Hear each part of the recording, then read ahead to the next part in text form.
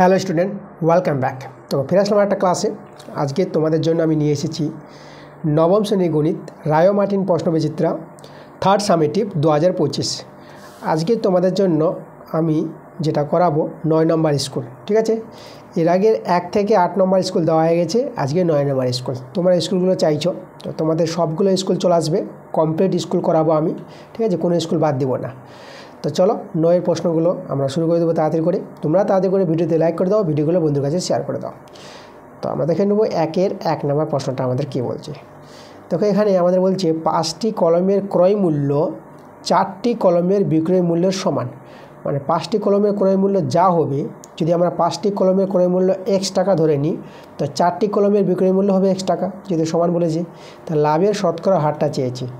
আচ্ছা দেখো এখানে আমরা প্রথমে ধরে নেব যে 5টি কলমের ক্রয় মূল্য। তার 5টি, এই যে দেখো 5টি কলমের ক্রয় মূল্য, এটা আমরা ধরে নিলাম, ঠিক আছে। ধরি 5টি কলমের ক্রয় মূল্য x টাকা। তাহলে একটি কলমের ক্রয় মূল্য বের করবো আমরা। একটি কলমের ক্রয় মূল্য কত হবে? x/5 টাকা, তাই তো। আচ্ছা, তাহলে এবার তো দেখো তো যে 5টি কলমের ক্রয় মূল্য যা, 4টি কলমের বিক্রয় মূল্য তাই। তো আমরা এখানে 4টি কলমের বিক্রয় মূল্য বলবো। তো 4টি কলমের বিক্রয় মূল্য,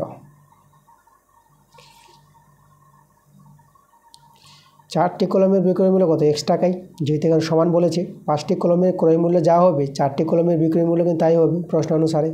তো এখানে x টাকাই হবে 4টি কলমের বিক্রয় মূল্য। তো আমরা একটি কলমের বিক্রয় মূল্য যদি বের করি, তাহলে আমাদের x/কত হবে? 4 হয়ে যাবে। দেখো আমরা একটি কলমের ক্রয় মূল্য পেয়ে গেছি, একটি কলমের বিক্রয় মূল্য পেয়ে গেছি। তাহলে একটি কলমের লাভ বের করে নেব। তো আমরা লিখবো একটি কলমের লাভ। দেখো লাভ কী করে পাবো? দেখো এখানে বিক্রয় মূল্যটা দেখো, লাভ হবে, লাভ কী করে বলবো? দেখো ক্রয় মূল্য আর বিক্রয় মূল্য লক্ষ্য করো। ক্রয় মূল্যের চেয়ে বিক্রয় মূল্য যদি বেশি হয়, তখনই আমাদের লাভ হবে। তাহলে এখানে আমাদের ক্রয় মূল্য এটা, বিক্রয় মূল্য এটা, কোনটা বড় কী করে বুঝবা তোমরা? দেখো লোভটা সমান আছে, তাহলে হর দেখে তোমরা ছোট বড় বলতে পারবা। এখানে হরে যে বড় সেই ছোট, হরে যে ছোট সেই বড়। তো এটা কিন্তু বড় আছে, ক্রয় মূল্যের চেয়ে বিক্রয় মূল্যটা বেশি আছে, তাহলে এক্ষেত্রে লাভ হয়েছে। তাহলে দেখো তো এখানে, তাহলে এখানে আমরা কি পাবো? এই যে বিক্রয় মূল্য থেকে, এই যে একটি কলমের লাভ যেটা, এই যে বিক্রয় মূল্য থেকে ক্রয় মূল্য আমরা বিয়োগ দেব। ক্রয় মূল্য হচ্ছে x/5 টাকা। তাহলে ভগ্নাংশে যোগ বিয়োগ করে নিই আমরা। লসাগু দেখো 4/5 লসাগু তোমরা 20 পেয়ে যাবা। লসাগুতে যাবে না, 4/5 গুণ করে নাও, 20 লসাগু। 4 দিয়ে ভাগ করো, 4/5 20, 5 আর x-এ 5x মাইনাস, এটা 5 দিয়ে ভাগ করবা, 5 4 20, 4 আর x গুণ করে 4x হয়ে যাবে এটা।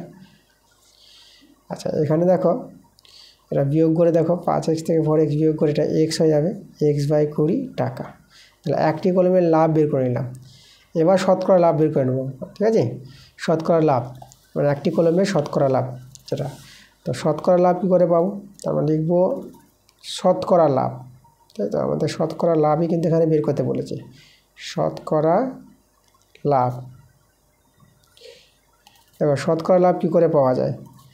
লাভ বাই ক্রয় মূল্য, যে লাভ আমাদের এটা x/20, লাভ বাই ক্রয় মূল্য। ক্রয় মূল্য কত ছিল? দেখো x/5 ছিল, তাই না। তো লাভ বাই ক্রয় মূল্য ইন্টু 100। এইভাবে শতকরা লাভ বের করা হয়। কেন এভাবে হয়? কারণ লাভ যে হয় কার উপর? ক্রয় মূল্যের উপর। মানে আগে জিনিসটা কিনে বিক্রি করে তারপরে তো লাভ হবে। তো লাভ সবসময় ক্রয় মূল্যের উপরেই হয়, ওকে। তাহলে এখানে দেখো, তো আমরা বলতে পারবো এই যে x/5 টাকায় লাভ হয় এত টাকা, 1 টাকায় কত আর 100 টাকায় কত, এটাই শতকরা লাভ। সেটা কিন্তু এভাবে আসবে ঐকিক নিয়মে। তাহলে আমরা একবারে করে নিলাম, লাভ বাই ক্রয় মূল্য ইন্টু 100 টাকা। এভাবে শতকরা লাভ তোমরা বের করে নেবা। চলো এটা সরল করে আমরা অ্যান্সারটা বের করে নেব।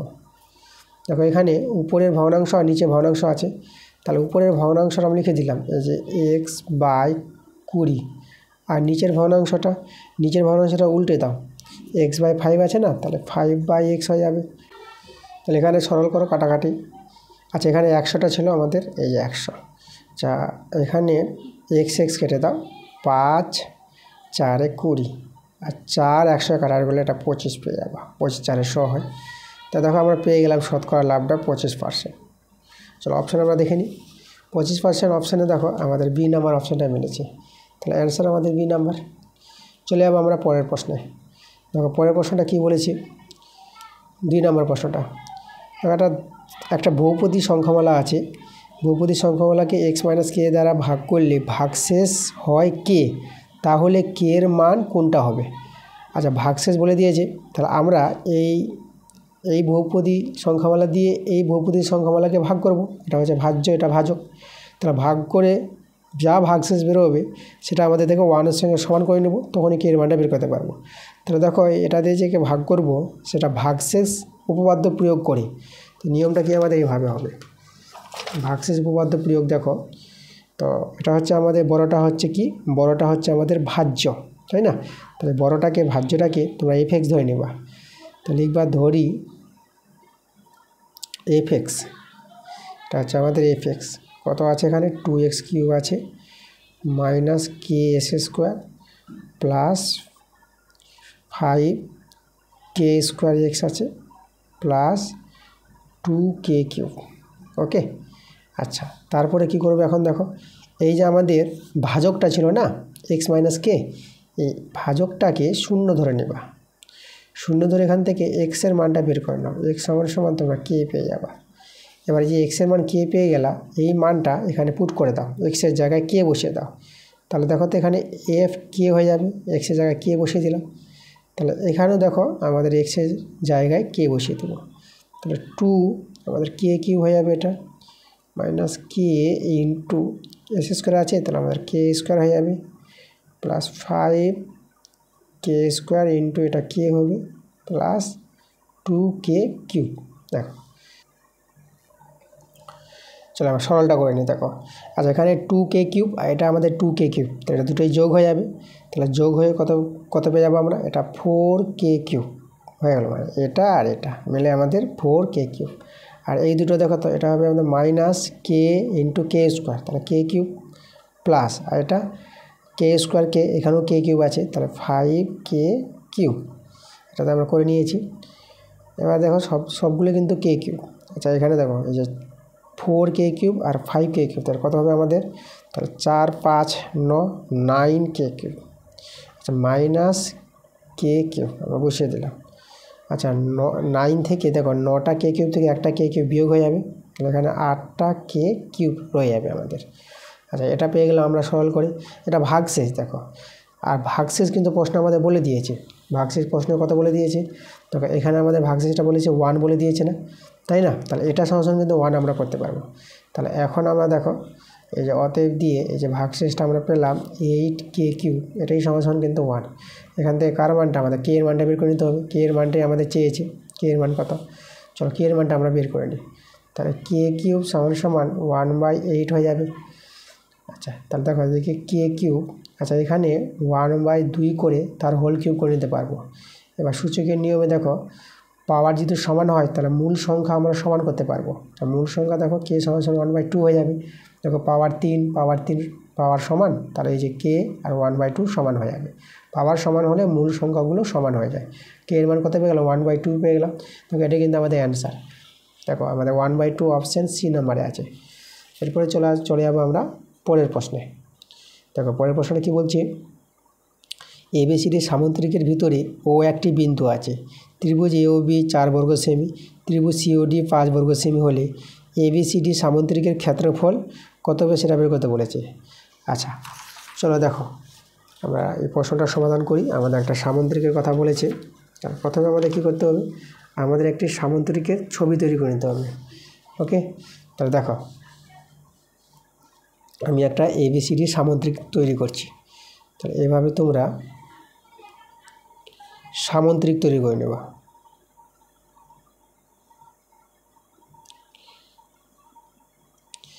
সামুদ্রিক ABCD A B C R D.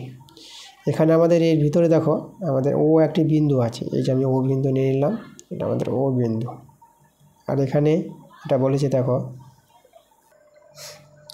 ত্রিভুজ এ ও বি বলেছে, তো চলো ত্রিভুজ এ ও বি আমরা তৈরি করব। তাহলে এখানে এ ও, তাহলে এখানে এ ও যোগ করতে হবে, তাহলে আমরা এ ও যোগ করে দিলাম। এদিকে দেখো এ ও বি, দেখো এ ও বি আমাদের ত্রিভুজ তৈরি হয়ে গেছে। আবার একটা ত্রিভুজ আছে ত্রিভুজ সি ও ডি, তাই দেখো এদিকে আমাদের ও ডি যোগ করতে হবে, এদিকে আমাদের ও সি যোগ করতে হবে। এই যে দেখো, তাহলে আমরা সি ও ডি ত্রিভুজ পেয়ে গেলাম। এবার এই দুটি ত্রিভুজের ক্ষেত্রফল দেওয়া আছে, এই ত্রিভুজের ক্ষেত্রফল আর এই ত্রিভুজের ক্ষেত্রফল দেওয়া আছে। তাহলে আমাদের এই পুরো সামুদ্রিকের ক্ষেত্রফলটা বের করতে বলেছে, ঠিক আছে। তাহলে দেখো আমাদের এখানে জানতে হবে যে, দেখো তোমাদের আমি একটা সূত্রের সাহায্যে আমি লিখে দিচ্ছি, এই দুটো ত্রিভুজের ক্ষেত্রফলের সমষ্টিটা আমাদের সমান্তর সামুদ্রিকের মানে সম্পূর্ণ সামুদ্রিকের অর্ধেক হবে। এই দুটো ত্রিভুজ, যে দুটো ত্রিভুজ দেওয়া আছে, মানে এখানে দেখো এভাবে যে ত্রিভুজ আমাদের কে আছে এ ও বি, ত্রিভুজ এ ও বি প্লাস ত্রিভুজ সি ও ডি, এই দুটো ত্রিভুজের যোগফলটা সম্পূর্ণ সামুদ্রিকের অর্ধেক হবে, মানে হাফ সামুদ্রিক। এই যে আমাদের সামুদ্রিকের চিহ্ন দিলাম, হাফ সামুদ্রিক এ বি সি ডি, ঠিক আছে। এটা আমাদের আছে, প্রয়োগ আছে বই থেকে। চলো আমি প্রয়োগটা তোমাদের দেখাচ্ছি, দেখো কোথায় প্রয়োগটা আছে। তোমরা তোমাদের বই থেকে চলে যাবা 184 পাতা, দেখো এই যে আমাদের 184 পাতায় আছে, এই যে প্রয়োগটা আছে, প্রয়োগ 5 নম্বর প্রয়োগটা। দেখো আমাদের যেটা প্রমাণ করতে বলেছে, এই যে দেখো এই যে আমাদের দেখো ত্রিভুজ এপিডি, এখানে এই ত্রিভুজটা এপিডি, আর ত্রিভুজ বিপিসি, ত্রিভুজ এই যে বিপিসি, সরি ছবিটা দেখা যাচ্ছে না, এই ত্রিভুজ এপিডি আর ত্রিভুজ বিপিসি, এই দুটি ত্রিভুজের ক্ষেত্রফলের সমষ্টিটা আমাদের হাফ সামুদ্রিক এবিসিডি সামুদ্রিক আছে। দেখো এই প্রয়োগটা, ওকে। তাহলে এই যে প্রয়োগটা এখানে আছে, এইভাবে এখানে প্রয়োগটা তোমরা দেখে নেবা, খুবই ভালো প্রয়োগ আছে। আমাদের কি করেছে তোমাদের বলে দিই, তাহলে এই যে পি বিন্দুতে এখানে আমাদের ও বিন্দু ছিল, তাহলে এখান থেকে দেখো আমাদের এই যে এডি এর সমান্তরাল সরলরেখা তৈরি করেছে, ঠিক আছে, এডি বা বিসি এর সমান্তরাল সরলরেখা তৈরি করেছে। তাহলে এখানে দেখো আমাদের এই যে এ ই এফ ডি, এটা আমাদের কী হবে, একটা সামুদ্রিক হবে। কারণ দেখো আমাদের এই যে চতুর্ভুজটা আছে না এ ই এফ ডি, এই চতুর্ভুজের বিপরীত ভাগগুলো তো সমান্তরাল, এর সঙ্গে এত সমান্তরাল, এটা তো সামুদ্রিক যেহেতু, মানে এ ই সমান্তরাল ডিএফ তো হবেই সামুদ্রিকের জন্য, আর এডি সমান্তরাল, ঠিক আছে ইএফ, এডি সমান্তরাল ইএফ, কারণ এটা আমাদের অঙ্কন করলাম এভাবে অঙ্কন অনুসারে। তাহলে এ ই সমান্তরাল ডিএফ এবং এডি সমান্তরাল ইএফ, এই যে আমাদের কোনো চতুর্ভুজের বিপরীত বাহুগুলির সমান্তরাল, তার জন্য কী হবে, আমাদের চতুর্ভুজটা সামুদ্রিক হয়ে যাবে। তাহলে এ ই এফ ডি একটি আমাদের এখানে সামুদ্রিক দেখিয়েছে, দেখো এই যে আমাদের এখানে দেখানো হয়েছে। তাহলে দেখো এখানে একটি সামুদ্রিক একটি ত্রিভুজ, দেখো একই ভূমি আছে আর একই সমান্তরাল যুগের মধ্যে অবস্থান করেছে, তাহলে ত্রিভুজের ক্ষেত্রফলটা সামুদ্রিক ক্ষেত্রফল অর্ধেক হবে। এই যে একইভাবে এই যে এদিকে যে সামুদ্রিকটা আছে, দেখো এটা আমাদের একটা সামুদ্রিক তৈরি হবে এর মতো করে। তাহলে এই সামুদ্রিকের দেখো আর এই ত্রিভুজের ভূমি একটাই আছে, তাহলে কী হবে, এই ত্রিভুজটা সামুদ্রিকের অর্ধেক হয়ে যাবে। তাহলে এই যে দুটো যে আমরা যে যোগ করে দিই, তাহলে দুটোকে যোগ করলে পরে আমরা দেখো, তাহলে এই দুটো ত্রিভুজের যোগফলটা সম্পূর্ণ সামুদ্রিকের কী হবে, আমাদের হাফ হয়ে যাবে। তাহলে এই যে আমাদের প্রমাণটা এখানে করে দিয়েছে, আমি তোমাদের একটু প্রমাণটা বলে দিলাম, ওকে।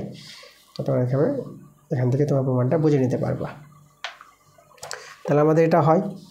তো দেখো এবার আমরা সামুদ্রিক এবিসিডির ক্ষেত্রফল কিন্তু আমরা বের করে নিতে পারবো। তো এখানে মানগুলো বসিয়ে দাও। তাহলে এখানে দেখো লক্ষ্য করো, ত্রিভুজ এ ও বি, এটা আমাদের 4 বর্গ সেমি ছিল, আর ত্রিভুজ সি ও ডি, এটা ছিল আমাদের 5 বর্গ সেমি, আর এখানে হাফ সামুদ্রিক এ বি সি ডি। তাহলে অতএব আমরা যদি বলি half সামন্তরিক A B C D সমান কত হবে, এদিকে 4 5 যোগ করে 9 হয়ে যাবে। আচ্ছা এটা বর্গগুণ হয়ে যাবে, এই যে 2 আর 9 গুণ হয়ে যাবে এটা। তাহলে সামন্তরিক এ বি সি ডি এর ক্ষেত্রফলটা কত পেয়ে যাবো, 9 দিয়ে 18, দেখো 18 বর্গ সেমি পেয়ে যাবো, 18 বর্গ সেমি, এটাই আমাদের অ্যান্সার। তাহলে 18 বর্গ সেমি, দেখো সি নাম্বার অপশানটা। এরপরে চলে যাবো আমরা 4 নম্বর প্রশ্নে।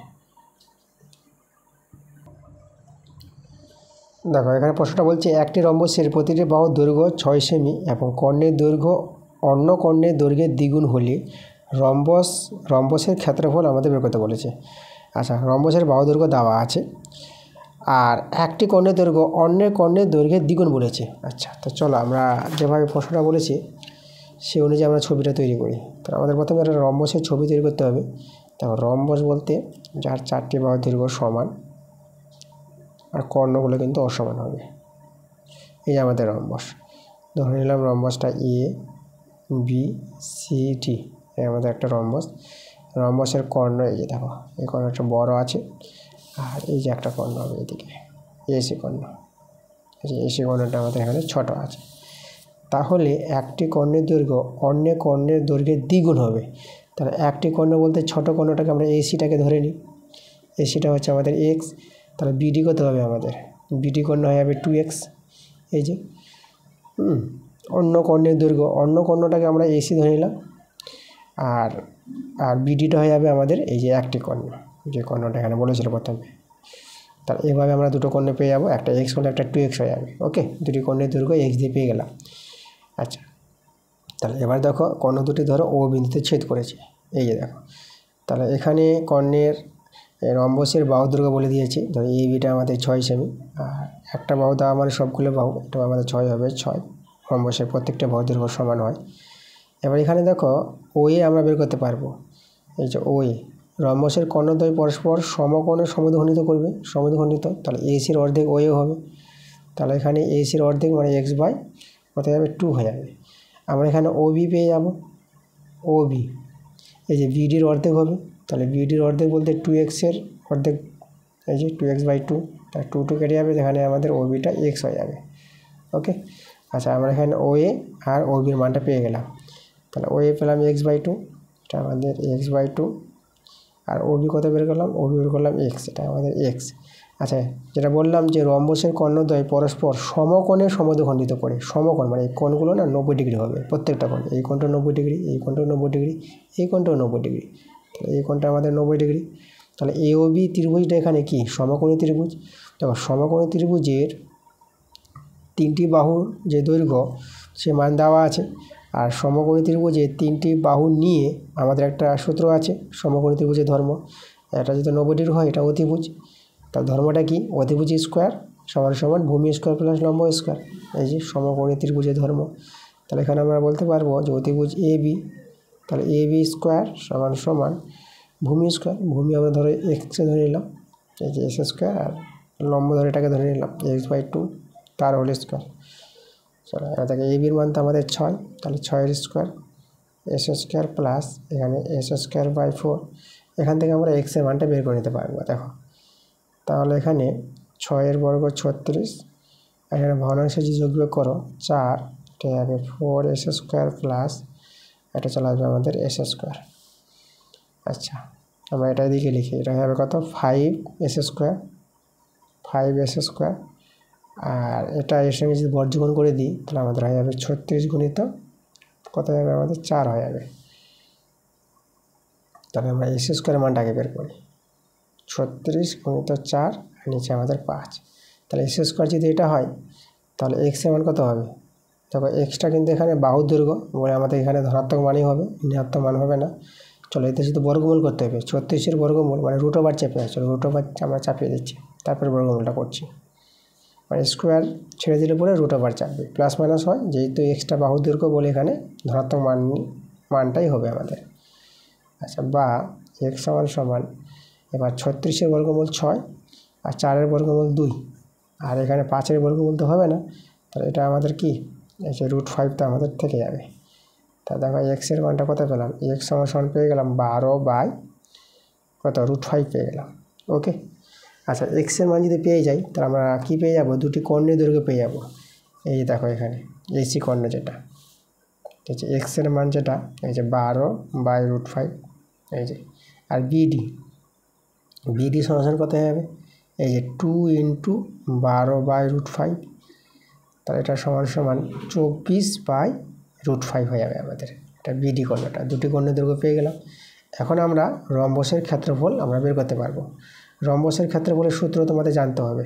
দেখো, রম্বসের ক্ষেত্রফল সমান সমান ½ × কর্ণদের গুণফল এসি গুণিত বিডি, এটা হচ্ছে রম্বসের ক্ষেত্রফল, মনে রাখবা সূত্রটা, ঠিক আছে? হাফ ইন্টু কর্ণদ্বয়ের গুণফল। চলো এখানে যদি মানগুলো বসিয়ে দাও, হাফ ইন্টু এসি কর্ণ যেটা আমরা পেয়েছি 12/√5, আর বিডি কর্ণ আমরা পেলাম 24/√5 পেলাম। এদের সরল করে আমাদের অ্যান্সারটা বেরিয়ে আসবে। চলো এখানে যদি আমরা সরল করি, দেখো কত বের হবে। আচ্ছা, এখানে আমাদের 2 দিয়ে যদি কাটাকাটি করি, তাহলে এই যে কাটাকাটি করলাম, এটা আমাদের 12 হয়ে যাবে। 12 গুণ করে 144, আর √5 গুণ করে 5 পেয়ে যাবো, ঠিক আছে? রুটটা উঠে যাবে, 5 হয়ে যাবে। তাহলে 144/5 বর্গ আমরা কী ধরবো? সেমি, বর্গ সেমি। এই যে বাহু দৈর্ঘ্য আমাদের সেমিতে ছিল এখানে, এই যে রম্বসের বাহু দৈর্ঘ্য 6 সেমি, তাহলে আমাদের অ্যান্সারটা হবে এই যে 144/5 বর্গ সেমি। তো দেখো তো আমাদের কোনটা অপশান মিলেছে? 144/5 বর্গ সেমি, দেখো এ নাম্বার অপশানে আছে। এই যে আমাদের অ্যান্সার মিলে গেছে। এরপরে চলে যাবো আমরা পরের প্রশ্নে। আমরা 5 নম্বর প্রশ্নে চলে যাই। দেখো 5-এর প্রশ্নটা আমাদের কী বলছে।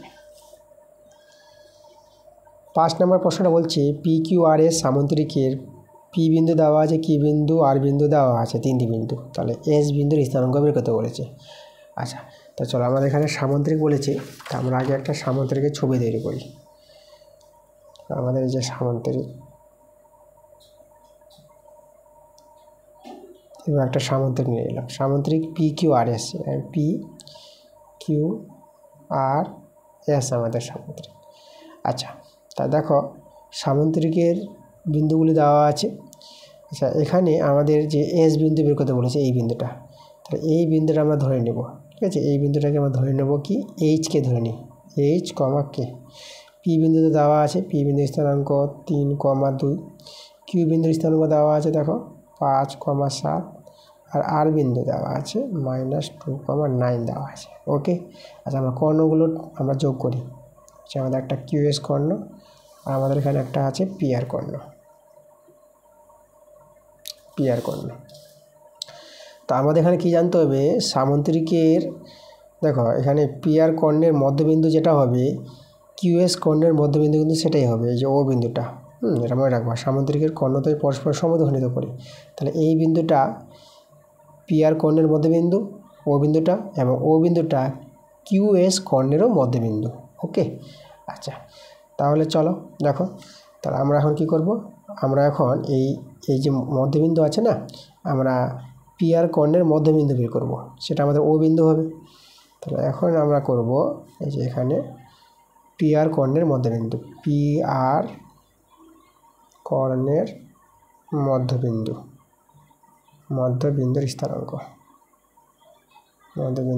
স্থানাঙ্ক, সমান সমান, ঠিক আছে? দেখো দুটি বিন্দুর সংযোজক সরলরেখাংশের মধ্যবিন্দু স্থানাঙ্ক বের করার যে নিয়মটা, আমাদের কি নিয়মটা, যে এক্সের পার্টের যোগফল বাই 2 আর ওয়াইয়ের পার্টের যোগফল বাই 2। তাহলে এই যে আমাদের নিয়মটা দেখো, এক্সের পার্ট বলতে এই যে 3 আর এই যে -2, তাহলে 3 যোগ -2 মানে বন্ধের মধ্যে রাখলাম বাই 2, আর ওয়াইয়ের পার্টের যোগফল, ওয়াই 2 আর 9 আছে ওয়াইগুলো, তাহলে 2 যোগ 9 বাই 2। ওকে, মানে প্রথমটাকে এক্সের পার্ট বলা হয়, তারপর এটা ওয়াই, এক্স ওয়াই, এভাবে বিন্দু তৈরি হয়। তাহলে এই যে এক্সের পার্টের যোগফল বাই 2 আর ওয়াইয়ের পার্টের যোগফল বাই 2, এভাবে মধ্যবিন্দু স্থানাঙ্ক বের করা হয়। এটা আমরা সরল করে নিই। এখানে 3 -2 বাই 2, আর এটা দেখো এটা আমাদের হয়ে যাবে 9 2 11, 11 বাই 2। তাহলে এটা যদি আমরা যোগ বিয়োগ করি, দেখো কত আসবে। এটা হয়ে যাবে আমাদের, এটা 3 থেকে 2 চলে গেল মানে 1 বাই 2, এটা হবে 11 বাই 2। এই দেখো আমাদের, তাহলে পিআর কর্ণের মধ্যবিন্দু বের করে নিলাম। তাহলে একইভাবে আমরা কিউএস কর্ণের মধ্যবিন্দু বের করবো, এটা কিন্তু ও বিন্দুই বের হবে আমাদের, এটাও আমাদের ও বিন্দু। আচ্ছা, তাহলে চলো আমরা লিখবো কিউএস কর্ণের মধ্যবিন্দু, কিউএস কর্ণের মধ্যবিন্দুর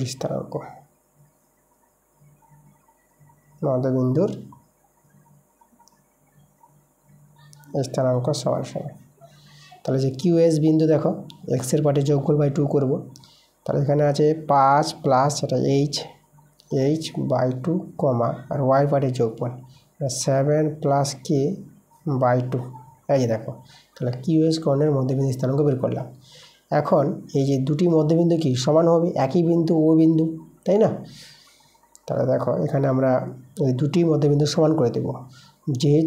যেহেতু পি কিউ আর এস একটি সামুদ্রিক, তার জন্য এই দুটি বিন্দু সমান হবে। ওকে, তোমরা এটা লিখে দেবা যেহেতু দিয়ে। তাহলে আমরা এখানে করব অতএব এই যে দেখো দুটি বিন্দু সমান হবে, 5 প্লাস এইচ বাই 2 কমা 7 প্লাস কে বাই 2, এই বিন্দুটা আর এই বিন্দুটা একদম সমান। তো এখান থেকে আমরা কি করব, এই যে এক্সের পার্টের সঙ্গে এক্সের পার্ট সমান করে তোমরা এইচের মান পেয়ে যাবা, আর ওয়াইয়ের পার্টের সঙ্গে ওয়াইয়ের পার্ট সমান করে কে এর মান পেয়ে যাবা। চলো আমরা বের করে নিই। 5 প্লাস এইচ বাই 2 সমান সমান এটা 1/2 এর সঙ্গে সমান করে নিবা, আর এখানে 7 প্লাস কে বাই 2 সমান সমান 11/2, এটার সঙ্গে এটা সমান হয়। ওকে, চলো এখান থেকে আমরা সরল করি। এখানে 2 কেটে দিতে পারবা, তাহলে এইচের মানটা কত হবে, এ সমান সমান এখানে 1 হলো, তাহলে 1 থেকে -5 বিয়োগ হয়ে যাবে, 5টা দিকে বিয়োগ হয়ে যায়। তাহলে বা এইচ সমান সমান এখানে -4 পেয়ে যাবা, -5 থেকে 1 চলে যাবে -4, এখানে 2 কেটে যাবে। তাহলে এখানে কে সমান সমান এই যে 11 থেকে 7টা বিয়োগ হবে, তাহলে কে সমান সমান 11 থেকে 7 যদি বিয়োগ করো কত হবে 4, এই যে আমরা 4 পেয়ে গেলাম। তাহলে আমরা দেখো এই যে এস বিন্দু স্থানাঙ্ক বের করতে বলেছিল, তাহলে এস বিন্দু স্থানাঙ্ক কত পাবো, তাহলে এস বিন্দু স্থানাঙ্ক হবে -4,4 হবে, কারণ বিন্দুটা এইচকে ধরেছিলাম, তাহলে এইচের জায়গায় আর কে এর জায়গায় মানটা বসিয়ে দেবো। দেখো তাহলে এস বিন্দুর স্থানাঙ্ক -4,4 আমাদের অপশান আছে। চলো আমরা দেখে নেবো -4,4, এই যে আমাদের বি নম্বর অপশানটা মিলেছে। এবার চলে যাবো আমরা 6 নম্বর প্রশ্নে।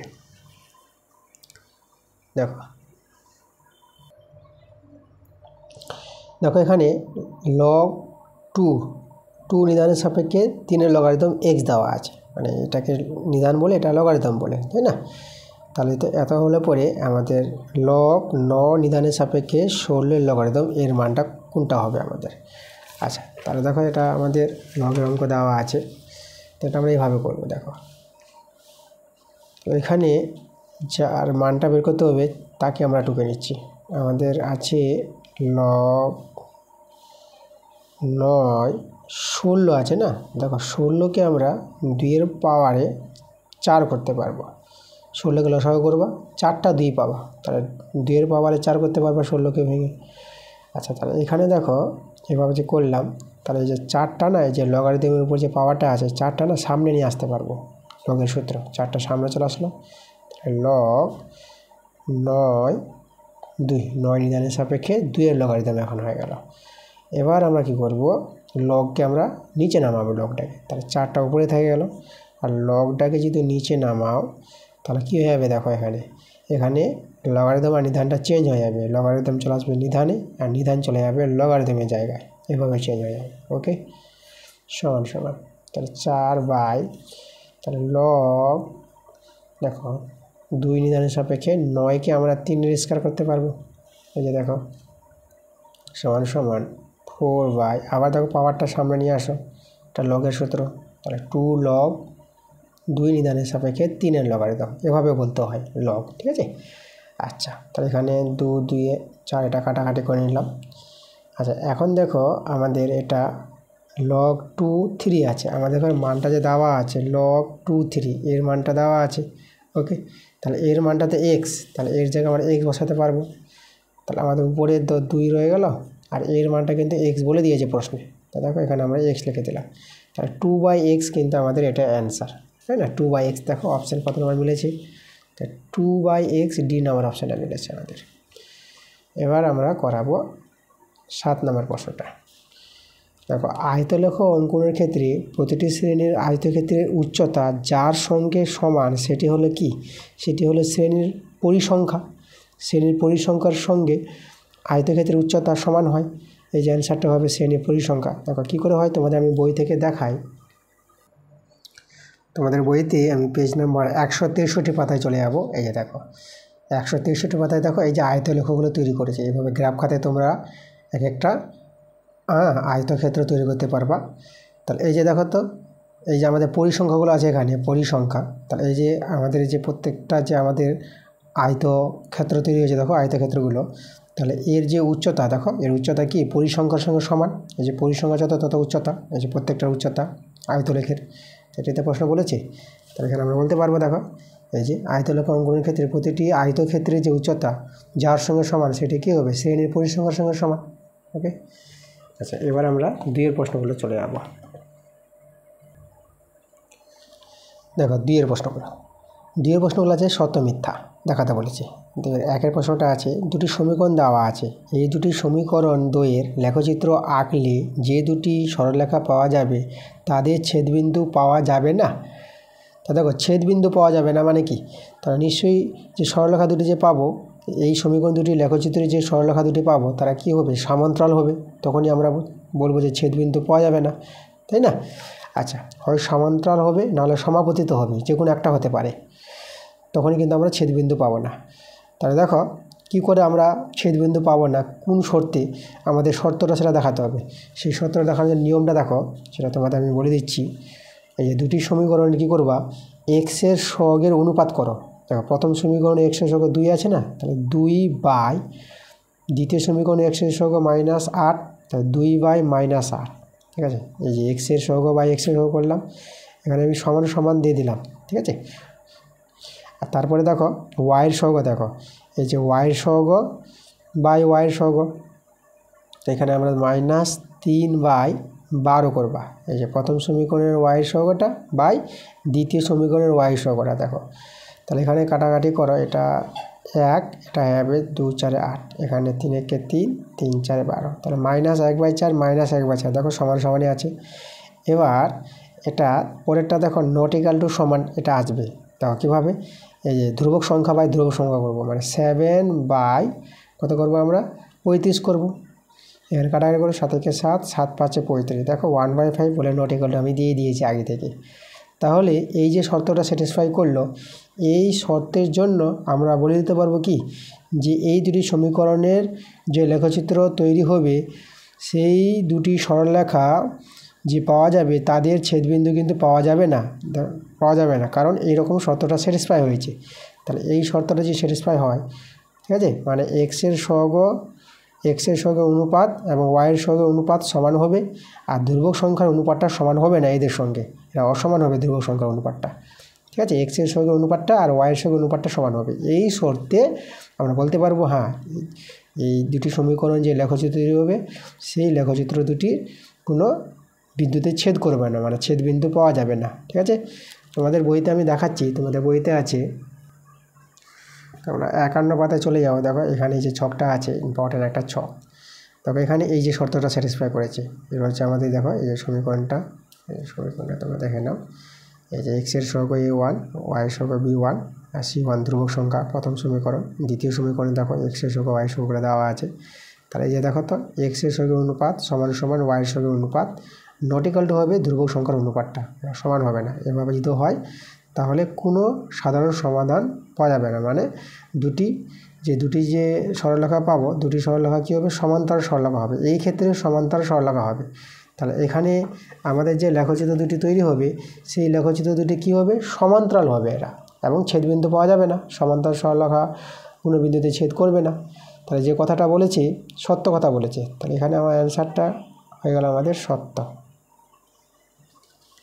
পরের প্রশ্ন দেখো, আমাদের 2 নম্বর প্রশ্নটা বলেছে দুটি অমূলক সংখ্যার গুণফল সর্বদাই একটি অমূলক সংখ্যা হবে। আচ্ছা, এখানে আমরা চেক করব দুটি অমূলক সংখ্যার গুণফল সর্বদাই কি অমূলক সংখ্যা, এটা আমাদের জানতে চেয়েছি। তা আমি দুটি অমূলক সংখ্যা নিয়ে নিচ্ছি, ধরো একটা নিলাম √2 আর একটা নিলাম √3, এদের গুণ করো তো। এদের গুণফল যদি করো √2 গুণিত √3, এই যে দুটো অমূলক সংখ্যা আছে এদের গুণ করতে পারবা, এই যে √2 3 গুণ করে নাও, 2 3 6, তাহলে এই হচ্ছে এদের গুণফলটা, দুটি অমূলক সংখ্যার গুণফল। এই যে √6 পেলাম, এটাও কিন্তু একটা অমূলক সংখ্যা, এও অমূলক এটাও অমূলক, আর এদের গুণফলটাও পেয়ে গেলাম অমূলক। তো দেখো তারপরে দেখো আমরা আরেকটা উদাহরণ নিই, আমরা একটা নিলাম -√3 নিয়ে নিলাম, একটা নিলাম √3 নিয়ে নিলাম। দেখো এখানে মাইনাস দিয়ে নিয়েছি, তাহলে এরা দুজনকে আলাদা অমূলক সংখ্যা বলতে পারবো, এদের গুণ করে নাও -√3 গুণিত √3, তাহলে এখানে যে গুণ করো এটা -√3 গুণ করলে 3 পেয়ে যাবা, একই সংখ্যা আছে না, রুটটা উঠে যাবে 3 হয়ে যাবে, ওকে, তাহলে যে -3টা কিন্তু অমূল্য সংখ্যা নয়, -3টা মূলদ সংখ্যা। তাহলে দুটি অমূল্য সংখ্যার গুণফল অমূল্য সংখ্যাও পাওয়া যাচ্ছে, আর দুটি অমূল্য সংখ্যার গুণফল মূলদ সংখ্যাও পাওয়া যাচ্ছে। কিন্তু এখানে কি বলেছে, দুটি অমূল্য সংখ্যার গুণফল সর্বদাই একটি অমূল্য সংখ্যা বলেছে, সর্বদাই হবে না, কখনো অমূল্য আসবে কখনো মূল্য আসবে। তাই সর্বদাই বলেছে বলে এখানে কিন্তু অ্যান্সারটা মিথ্যা হবে, এটা মিথ্যা লিখে দেবা। 3 নম্বর প্রশ্ন দেখো, এখানে কি বলেছে, এই যে লগ আছে দেখো, লগ এ নির্ধারণের সাপেক্ষে এক্স এর লগারিদম, এটা আমাদের বড় বলেছে, কার চেয়ে বড়, লগ এ নির্ধারণের সাপেক্ষে ওয়াই এর লগারিদম। যেটা যদি এরকম বড় হয় তাহলে হলে অবশ্যই এক্সটা বড় হবে ওয়াইয়ের চেয়ে, মানে এক্স গ্রেটার দেন ওয়াই হবে। এর কথা কি সত্য হবে? হ্যাঁ, এই কথাটা কিন্তু সত্য হবে, এটা আমাদের অ্যান্সারটা কী হবে, সত্য। কেন সত্য হবে এটা দেখো, তোমাদের বলে রাখি, এই যে দেখো এক্সের মানটা ধরো আমি নিলাম 3 নিলাম, আর ওয়াইয়ের মানটা আমরা নিলাম 2। এই যে এক্সটা ওয়াইয়ের চেয়ে বড়ো আছে, এই যে এক্সটা ওয়াইয়ের চেয়ে বড়ো, তাহলে এখানে তোমাদের যদি বলি আমি যে লগ 3টা বড় হবে, নিধান এ সাপেক্ষে হোক, যে কোনো একটা নিধান থাক, লগ 3টা বড় হবে কার চেয়ে, লগ 2 এর চেয়ে এ নিধানের সাপেক্ষে, তাই না? মানে লগের যে লগারিদমের মানটা যদি বড় হয়, তাই না, এর চেয়ে যদি বড় হয়, লগারিদমের মান বড় হলে পরে মানটাও বড় হবে। তাই এটা কিন্তু হবে যে হ্যাঁ, লগ 3 মানটা লগ 2 এর চেয়ে বড় মান পাওয়া যাবে। ওকে, তাহলে আমাদের এই শর্তটা কী বলেছে, আমাদের সঠিকই বলেছে, এটা বড় হবে। কার জন্য বড় হবে? অবশ্যই এক্সটা বড় হতে হবে, ওয়াইয়ের চেয়ে বড় হতে হবে, তখনই এটা বড় হবে, এই লগারিদমের চেয়ে বড় হবে। তার জন্য আমরা সত্য লিখে দিলাম অ্যান্সারটা। 4 নম্বর প্রশ্ন দেখো, 4 প্রশ্নটা বলেছে ত্রিভুজের পরিকেন্দ্র সর্বদাই ত্রিভুজের ভিতরে অবস্থিত হয়। আচ্ছা, তাহলে আমরা দেখি চেক করে কী বের হচ্ছে। দেখো এখানে আমাদের বলেছি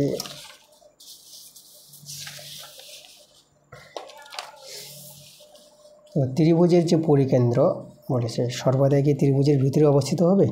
দেখো এখানে আমি একটা যে ত্রিভুজ তৈরি করি, আমি এটার জন্য আমি একটা স্থূলকোণী ত্রিভুজ তৈরি করছি। এই যে এভাবে, এই যে ধরো আমাদের একটা, এটা হচ্ছে আমাদের স্থূলকোণী ত্রিভুজ, এই কোণটা হচ্ছে আমাদের স্থূলকোণ। তাহলে এই ত্রিভুজের যে পরিকেন্দ্র যদি তৈরি করি আমরা, ওকে, তাহলে দেখো তো এখানে এই যে পরিবৃত্ত তৈরি করবো আমরা। এই স্থূলকোণী ত্রিভুজের কী তৈরি করছি? পরিবৃত্ত। তাহলে এইভাবে করে পরিবৃত্ত তৈরি করতে পারবা। মানে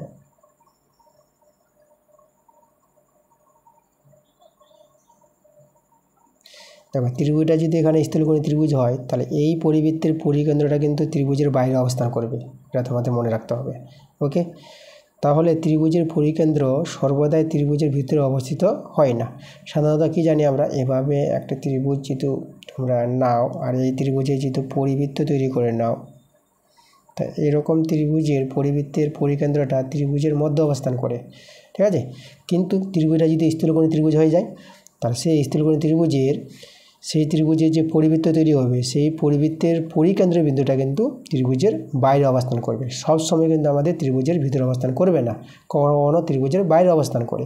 তার সর্বদাই ত্রিভুজের ভিতরে অবস্থিত হয় বলে এই কথাটা কিন্তু সত্য হবে না, এই কথাটা মিথ্যা হয়ে যাবে। তা তোমরা অ্যান্সারটা এখানে মিথ্যা লিখে দেবা। এবার আমরা চলে যাবো 3 প্রশ্নগুলোতে। 3 প্রশ্নগুলো শূন্যস্থান টাইপের প্রশ্ন আছে। তা কী বলেছে দেখো, 3 1 নম্বরটা, পরিসংখ্যা বহুভুজ আঁকা হয় শ্রেণীর পরিসংখ্যা ও শ্রেণীর মধ্যমান দ্বারা। ঠিক আছে, এটা আমাদের এর আগেও হয়েছে, তা আমি তোমাদের এটা বই থেকে দেখাবো। চলো, অ্যান্সারটা কিন্তু এখানে মধ্যমান হবে। কী হবে অ্যান্সারটা? এটা মধ্যমান দ্বারা। আমি তোমাদের বই থেকে দেখাচ্ছি,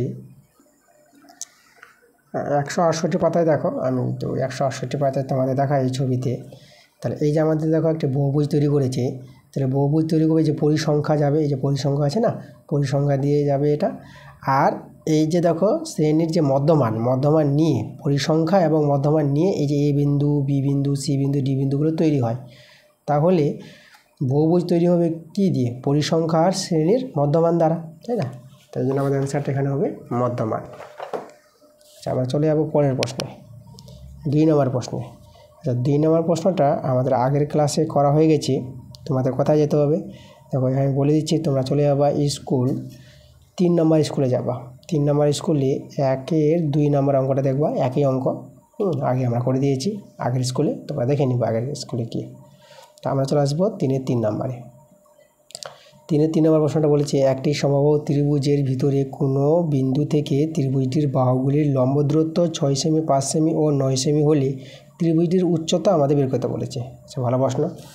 তো দেখো এখানে আমাদের যে হবে প্রশ্নের অ্যান্সারটা, তো আমাদের একটি সমবাহু ত্রিভুজ অঙ্কন করে নিতে হবে। তো দেখো এই যে আমাদের একটি সমবাহু ত্রিভুজ, যার 3টি বাহু দৈর্ঘ্য সমান, এটা আমরা এ বি সি। তো ত্রিভুজের ভিতরে এমন একটি বিন্দু আছে, ধরো এই জায়গায় একটা বিন্দু আছে, হ্যাঁ। তাহলে এখানে আমাদের বলেছে এই যে এই বিন্দু থেকে বাহুগুলির উপর যে লম্ব দূরত্ব, মানে এর উপর আমাদের দেখো এই যে লম্ব দূরত্ব, আর এখানে আমাদের এই যে লম্ব দূরত্ব, এই যে আমাদের লম্ব দূরত্ব, ধরো এটা হচ্ছে ডি, এটা আমরা নাম দিয়ে দিলাম ই, আর এটার নাম দিয়ে দিলাম এফ। এই যে 3টি বিন্দু আছে, আর এখানে এই লম্ব দূরত্বগুলো, আচ্ছা এই বিন্দুটা যদি আমরা ও দিয়ে দেবো, আচ্ছা ও বিন্দু দিচ্ছি, তার আগে আমরা এটা যোগ করে দিই এই বিন্দুটা, ঠিক আছে। তাহলে এটা আমাদের ও বিন্দু আছে না, তাহলে আমরা এই যে ও এ যোগ করে নেব, ও বি যোগ করব, আর এখানে দেখো ও সি যোগ করে নেব, এই যে ও সি যোগ করে নিলাম, এটা অঙ্কন করে নিলাম আমরা। তাহলে আমাদের এখানে কিন্তু কাদের মানগুলো দেওয়া আছে, এই যে লম্ব দূরত্ব যেটা যদি বলি যে ও এফটা আমরা প্রথমে নিয়ে নিলাম ধরো 6 সেমি, ও এফ 6 সেমি আছে। ওডিটা আমরা নিয়ে নিলাম 5 সেমি, 6 সেমি 5 সেমি, আর ওইটা আমাদের 9 সেমি, এই যে 9 সেমি, ঠিক আছে। এবার আমরা ধরে নিলাম। এবার ত্রিভুজের উচ্চতা যেটা, তো ত্রিভুজের উচ্চতা দেখো আমরা কীভাবে বের করব। ত্রিভুজটির বাহু দৈর্ঘ্য যদি জানা হয়ে যায়, তাহলে ত্রিভুজের উচ্চতা পেয়ে যাবো। মানে ত্রিভুজটা তো সমবাহু ত্রিভুজ আছে, সমবাহু ত্রিভুজের উচ্চতার সূত্র আছে √3/2 ইন্টু বাহু দৈর্ঘ্য। তো আমাদের এই সমবাহু ত্রিভুজের বাহু দৈর্ঘ্যগুলো আমরা ধরে নেব, সমবাহু ত্রিভুজের বাহু দৈর্ঘ্য আমরা ধরে নেব এ, ওকে। এই যে আমাদের যে এ বি সমান বিসি সমান সি এ, এই যে সমবাহু ত্রিভুজের বাহু দৈর্ঘ্য কত ধরে নেব, এ সেমি ধরে নিলাম। তাহলে এবার দেখো তো, এখন আমরা এ এর মানটা বের করব। এ এর মানটা আমাদের বুদ্ধি করে বের করতে হবে এখান থেকে। কীভাবে বের করব, দেখো সম্পূর্ণ ত্রিভুজের ক্ষেত্রফলের সূত্র আমরা কি জানি, সম্পূর্ণ ত্রিভুজের ক্ষেত্রফল সমবাহু ত্রিভুজের ক্ষেত্রফলের সূত্র তোমরা জানবা √3/4 ইন্টু বাহুর স্কোয়ার। এই যে বাহুটা আমরা এই ধরে নিয়েছি, তাহলে এই হচ্ছে সমবাহু ত্রিভুজের ক্ষেত্রফলের সূত্র। তাহলে এই যে ত্রিভুজটা আছে ত্রিভুজ এবিসি, এটা তা ত্রিভুজ এবিসি ত্রিভুজের ক্ষেত্রফলটা হবে, এই যেখানে 3টি ত্রিভুজ আছে দেখো, ত্রিভুজ আমাদের এখানে আছে ত্রিভুজ এ ও বি, যদি আমরা নিই ত্রিভুজ এ ও বি এর ক্ষেত্রফল প্লাস ত্রিভুজ বিওসি প্লাস আর ত্রিভুজ এই যে সিওএ বা এওসি যেটা বলতে পারো, এখানে ত্রিভুজ চিহ্ন হবে ত্রিভুজ সিওএ। তাহলে এই যে দেখো, তাহলে আমাদের এখানে এই যে সম্পূর্ণ ত্রিভুজ, এটা ত্রিভুজ হচ্ছে কি ত্রিভুজ, এটা ত্রিভুজ এবিসি, এটা আমাদের ওকে। এই যে এবিসি ত্রিভুজের ক্ষেত্রফল, যে আমরা √3/4 ইন্টু বাহু দৈর্ঘ্য। তাহলে এখানে এই যে √3/4 ইন্টু বাহুর স্কোয়ার সমান। এবার ত্রিভুজ এ ও বি ত্রিভুজের ক্ষেত্রফলটা আমরা তৈরি করি। কোনো ত্রিভুজের ক্ষেত্রফল দেখো, যদি ভূমি আর উচ্চতা জানা থাকে, এই যে ভূমি আর এটা উচ্চতা, এটা তো লম্বগুলো উচ্চতা হবে। তাহলে আমরা লিখব ত্রিভুজ এ ও বির ক্ষেত্রফল হাফ ইন্টু ভূমি হচ্ছে আমাদের এই যে বাহুটা, এ বি বাহুটা, আর উচ্চতা এই যে লম্ব উচ্চতা যেটা আছে ও এফটা, এই যে ও এফ। তাহলে ত্রিভুজ এ ও বি এর ক্ষেত্রফল বসালাম। একইভাবে ত্রিভুজ বিওসি, তাহলে হাফ ইন্টু ভূমিটা এখানে ত্রিভুজ বিওসি, দেখো বিসি ভূমি ধরে নেবা, আর উচ্চতা বলতে ওডিটা লম্ব উচ্চতা, এটা হচ্ছে আমাদের ওডি প্লাস, আর ত্রিভুজ সিওএ এই যে এর ভূমিটাই আমরা এসি নেব, এখানে হাফ হবে, হাফ ইন্টু সিএ, আর উচ্চতাটা নেবা তোমরা ওই নিয়ে নেবা, এই যে দেখো। তাহলে √3/4 ইন্টু বাহুর স্কোয়ার সমান, চলো এখানে মানগুলো বসাবো। দেখো বাহুগুলো এ বি যেটা আমরা এ ধরেছি, আর ও এফ যেটা দেখো এই যে 6 সেমি, প্লাস হাফ ইন্টু বিসি হচ্ছে বাহু দৈর্ঘ্য, আর ওডি দেখো 5 সেমি, হাফ ইন্টু সিএ আমাদের হচ্ছে বাহুটা এ ত্রিভুজের বাহু দৈর্ঘ্য, আর ওই হচ্ছে আমাদের 9 সেমি। এই যে দেখো, তাহলে এখানে √3/4 ইন্টু এ স্কোয়ার সমান সমান, এখানে 1/2 এ আমাদের কমন যাচ্ছে, 1/2 ইন্টু এ কমন নিয়ে নিলাম, তারপরে এখানে 6, এখানে 5, এখানে 9। আচ্ছা, এই এ আর এ স্কোয়ারে কাটাকাটি করলে এখানে একটা এ থেকে যাবে, তাহলে আমাদের এখানে রয়ে গেল √3/4 ইন্টু এ, আর এদিকে 1/2 এতে যোগ করে নাও, এটা আমাদের কিন্তু 9 আছে, হ্যাঁ এটা 9। তাহলে এদের যদি যোগ করো, এদের যোগ করে করতে পারবো। দেখো এখানে এই দেখো, এই যে 6, 5, 11, 11, 9, 20, এটা আমাদের 20 হয়ে যাবে, এটা 2 দিয়ে কাটাকাটি করে নাও, এটা 10 হয়ে যাবে আমাদের। তাহলে এখান থেকে এর মানটা যদি বের করি, তাহলে 10 ইন্টু এটা আমাদের 4/√3, ওকে এভাবে দাঁড়িয়ে গেল। তাহলে আমাদের এখানে দেখো এই যে এর মানটা কত পেয়ে গেলাম, এর মানটা পেয়ে গেলাম, এ সমান সমান এটা হয়ে যাবে আমাদের 40/√3। এই দেখো এটা হচ্ছে আমাদের এর মান। তাহলে বাহু দৈর্ঘ্য পেয়ে গেলাম। তাহলে সমবাহু ত্রিভুজে বাহু দৈর্ঘ্য এই যে এত সেমি, 40/√3 সেমি। তাহলে সমবাহু ত্রিভুজে বাহু দৈর্ঘ্য পেয়ে গেলে সমবাহু ত্রিভুজের উচ্চতা পেয়ে যাব। তাহলে সমবাহু ত্রিভুজের যে উচ্চতা পাওয়ার যে সূত্রটা, সেটা তোমাদের জানতে হবে, √3/2 ইন্টু বাহুর দৈর্ঘ্য। তাহলে বাহু হচ্ছে এই যে এটা আমাদের 40/√3, √3 কেটে দাও, আর 2, 2, 4, 20। তো দেখো সমবাহু ত্রিভুজের উচ্চতা আমরা কত পেয়ে গেলাম, 20 সেমি পেয়ে গেলাম। এটাই আমাদের অ্যান্সার। ওকে, তাহলে এই যে সমবাহু ত্রিভুজের উচ্চতা, আমরা অ্যান্সারটা 20 সেমি। এরপরে আমরা চলে যাবো 4-এর প্রশ্নগুলো। 4-এর প্রশ্নগুলো 2 মার্কের প্রশ্ন আছে, প্রত্যেকটা প্রশ্নের জন্য তোমরা 2 নম্বর করে পেয়ে যাবে। চলো 4-এর 1 নম্বর প্রশ্নটা, দুটি মূল সংখ্যা দেওয়া আছে, এদের মধ্যে দুটি অমূল্য সংখ্যা বের করতে বলেছে। এই যে দুটি, এরা কিন্তু মূল সংখ্যা, আর এদের মধ্যে দুটি অমূল্য সংখ্যা আমাদের বের করতে হবে। আচ্ছা, এগুলো ভালো প্রশ্ন। তো দেখো এখানে আমরা কি করব, ভাগ করে নিতে হবে। এখানে আমাদের কত আছে, প্রথমটা আছে 3/7 আছে, চলো আমরা ভাগ করি। তাহলে আমাদের 3কে 7 দিয়ে ভাগ করতে হবে, ছোট আছে দশমিক নিয়ে 0 নিয়ে নাও। আচ্ছা, এখানে দেখো আমরা নিব কত, 7, 4, 28 নিয়ে নেব। এই যে, তাহলে আমাদের 2 নেমে যাবে, দশমিক জন্য 0, 20, আর 7 দিয়ে 14, এটা 6 নেমে যাবে, দশমিকের জন্য 0, আর 7, 8, 56 নিয়ে নেব আমরা। আর এখানে আমাদের 4 নামবে, দশমিক জন্য 0, এটা আমরা নেব 7, 5, 35, সেটা আমাদের নেমে যাবে 5, দশমিক জন্য 0, আবার আমাদের দেখো চলে আসবে কত, 50, 7, 7, 49 নিয়ে নেব আমরা, 49। তারপরে আমাদের নামাবে এখানে 1, দশমিক জন্য 0। ওকে,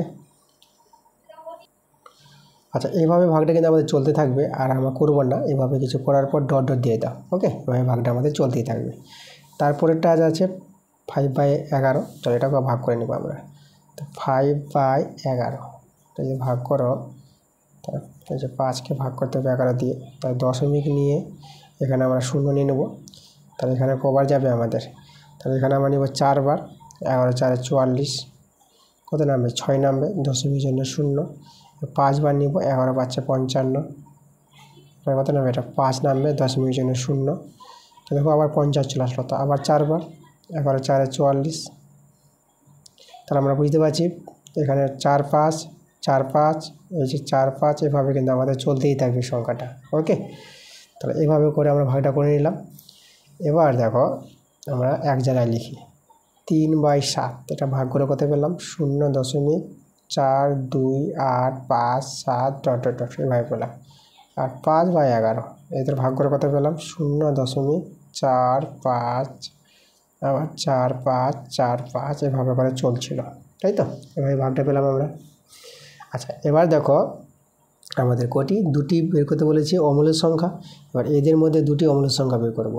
দেখো অ্যান্সারটা যে হবে আমাদের, মানে এদের মধ্যে বলতে মানে এর চেয়ে, দেখো আমাদের এখানে ছোটোটা কে আছে, ছোটো কিন্তু এটা হবে, দেখো এটা 4-এর পর 2 আছে, 4-এর পর 5, তাহলে এটা ছোটো, এটা বড়, তাহলে এর চেয়ে বড় নিব, আর ছোটোর চেয়ে বড়, বড়োর চেয়ে ছোটো, এদের মধ্যে বের করতে বলেছি। তাহলে একটা আমরা নিতে পারবো 0.43 নিয়ে নিলাম, 4, 3, আবার 4, 3, 3, দেখো অমূল্য সংখ্যা তৈরি করতে হবে, লক্ষ্য করো, 4-এর পর 3 নিলাম, 4 3 4 3 3, আবার 4 3 3 3, এভাবে করে চলতেই থাকবে। এটা কিন্তু অমূলের সংখ্যা, এটা কিন্তু রিপিট আসবে না। যেরকম এটা রিপিট ছিল, রিপিট আসলে পরে আমাদের কি মূল সংখ্যা হয়ে যায়। আর যখন রিপিট আসবে না সংখ্যাগুলো চলতেই থাকবে। দেখো 4 3 4 3 3, 4 3 3 3, আবার 4 3 3 3, এরকম চলতেই থাকবে। তো এটা কিন্তু অমূলের সংখ্যা। দেখো এটা আরেকটা নিয়ে নেব এবং আমরা আরেকটা নিয়ে নিই।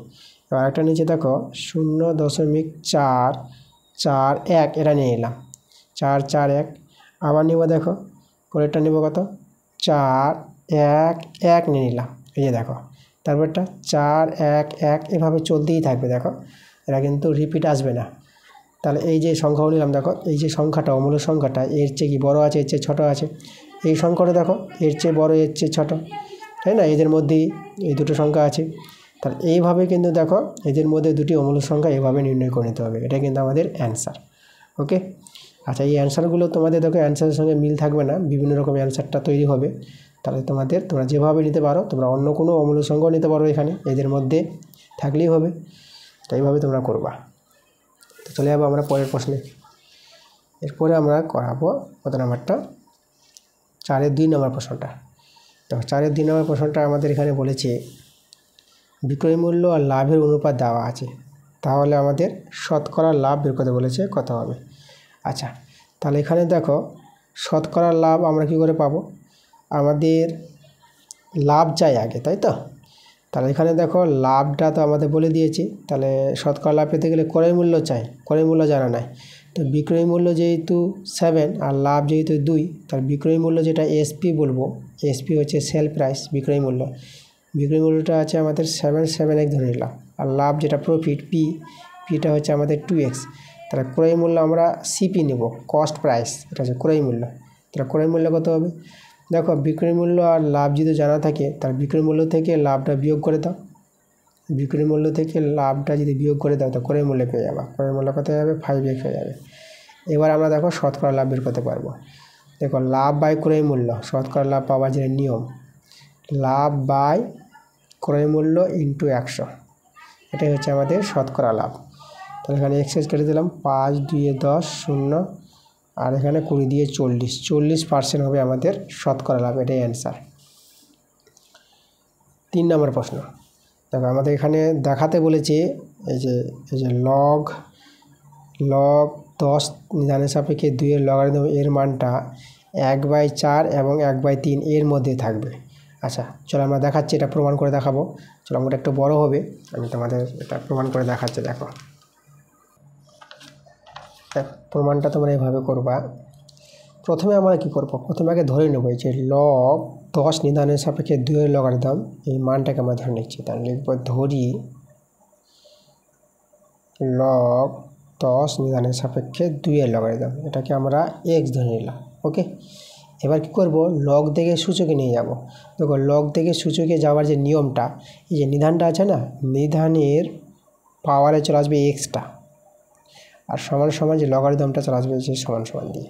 এইভাবে তোমরা দেখো লগ থেকে সূচকে নিয়ে আসতে পারবা। সূচক থেকে লগে নিয়ে গেলে এভাবে, আর লগ থেকে সূচকে আসলে এভাবে, এটা মনে রাখবা তোমরা। আচ্ছা এখন এটা থাকলে আমাদের মানটা এভাবে বের করে নিলাম। তারপরে আমরা করব কি, এই যে দেখো এখন আমরা এই যে এটা আছে না, এরপর পাওয়ার চাপিয়ে দেবো। দেখো এবার এখানে বা 10-এর পাওয়ারে x আছে, তো পাওয়ারে আবার দেখো আবার করে দেবো আমরা 12 পাওয়ার চাপিয়ে দেবো, সমান সমান 2-এর পাওয়ারে আমরা এই যে এখানে 12 চাপিয়ে দিলাম। এবার তোমরা বলবা যে স্যার 12টা কী করে বুঝলেন যে পাওয়ারে আমরা 12 দিব। তো 12টা বোঝার জন্য যে 12টা কী করে আমরা বুঝবো যে 12 পাওয়ারে দিব, সেটা তোমাদের সাহায্য করবে এই যে দুটো মান আছে 1/4 আর 1/3। মানে 1/4 ও 1/3 এদের হরের লসাগু করে নেবা। দেখো 4 আর 3 লসাগু করতে হবে, 4 আর 3 গুণ হয়ে যাবে, 4 3 12। তাহলে এই যে লসাগুটা, তাই না, এই যে যাদের মধ্যে 4 আর 3 যে লসাগুটা 12, এই 12টাকে দেখে আমরা বলবো যে এই যে দুজনের পাওয়ারে আমরা 12 পাওয়ারটা করে নেব। ঠিক আছে, এটা মনে রাখবা। তারপরে এখানে আমরা সরলটা করে নেব। তাহলে এখানে 10-এর পাওয়ারে কত হবে, দেখো এই যে পাওয়ারে গুণ হয়ে যাবে, তাহলে এটা হবে 10-এর পাওয়ারে 12x সমান সমান, আর এটা আমাদের 2-এর পাওয়ারে আচ্ছা, এখানে পাওয়ারটা যদি আমরা ভাঙি 2 এর পাওয়ারে 12, সেটা কত হবে? দেখো এখানে 2টা গুণ হবে 12 বার, ঠিক আছে? 2টা কবার গুণ হবে? 12 বার গুণ হবে, মানে 2 গুণিত 2 গুণিত, আর এখানে 2গুলো নিয়ে নিই, 1 2 3 4 5 6 2 7 8 9 10 11 12। দেখো 1 2 3 4 5 6 7 8 9 10 11 12। চলো এখানে আমরা যদি গুণটা করি কত হচ্ছে দেখো। তাহলে এখানে আমরা 1 2 3 4 5 6, 6টা দিয়ে গুণ করে নাও। তাহলে 2 দিয়ে 4, 4 দিয়ে 8, 8 দিয়ে 16, 16 দিয়ে 32, 32 দিয়ে 64। এই দেখো 64 পেয়ে গেলাম। আর এখানে 6টা দিয়ে গুণ করে নাও, তাহলে এখানে 64 পাবা, এই যে 64। আর 64 64 গুণ করবা, এটা পেয়ে যাবা 40 96 পেয়ে যাবা। এই যে দেখো, তাহলে 2 এর পাওয়ারে 12, এটাকে যে ভাঙাও, এটা ভেঙে কত পেয়ে যাবা? 40 96। এই যে দেখো, এটা পেয়ে যাবা। আচ্ছা, তাহলে এই যে মানটা আমরা বের করে রেখে দিলাম, এটা থাক এটা। এবার দেখো, এখন আমরা লিখবো যেহেতু, যেহেতু এই দেখো এই মানটা 1000, এই মানটা 1000-এর চেয়ে বড় আছে, এই যে 4096টা কি 1000-এর চেয়ে বড় আছে, আর এটা হবে আবার 10,000-এর চেয়ে ছোট। এই যে 10,000 নিয়ে নেব, এটা 10,000, মানে 4096 1000-এর চেয়ে বড়।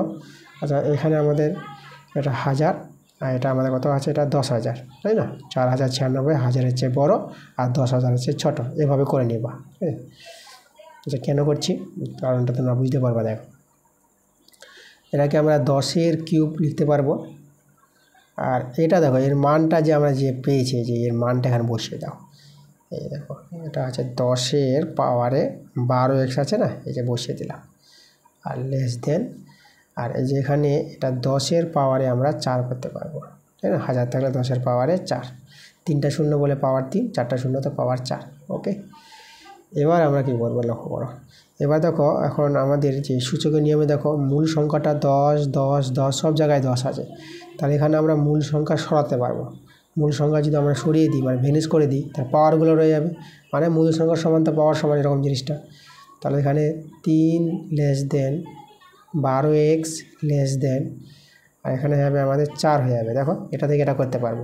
তো 10গুলো আমরা ভেনিস করে দিলাম, সব জায়গায় 10 মিলে গেছে বলে। এবার আমরা এখানে কি করব, এই যে এখানে x দরকার, 12 দিয়ে ভাগ করে দেবো, মানে এক্সটা যদি এখানে পেয়ে যায় তো এক্সের জায়গায় মানটা বসিয়ে দেবো, তখন যদি অ্যান্সারটা চলে আসবে। তাহলে চলো 12 দিয়ে ভাগ করে দিই। তাহলে এখানে দেখো এভাবে 12, মানে সবার নিচে 12 দিয়ে দিচ্ছি। এটা 12x ছিল, এখানে আমরা 12 দিয়ে দেবো, আর 4 এখানে আমাদের 12 হয়ে যাবে, 12 দিয়ে ভাগ করবো। তাহলে এটা 12 12 কেটে যাবে, 3 4 12, এটা 4 3 12। দেখো এবার অ্যান্সারটা আমাদের চলে আসবে। এটা তো উপরে 1 আছে, কিছু নাই তো, তাহলে 1/4, এখানে x রয়ে গেল, আর এটা 1/3।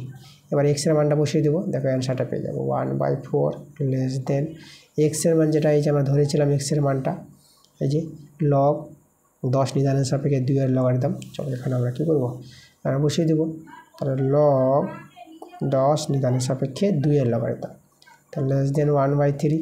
দেখো, এটাই তো আমাদের বলেছিল প্রমাণ করতে, যে লগ 10 নিদানের সাপেক্ষে 2-এর লগারিদম, এর মানটা 1/4-এর চেয়ে বড় এবং 1/3-এর চেয়ে ছোটো। দেখো আমরা প্রমাণটা করে নিয়েছি, আমরা লিখতে হবে এখানে প্রুভড।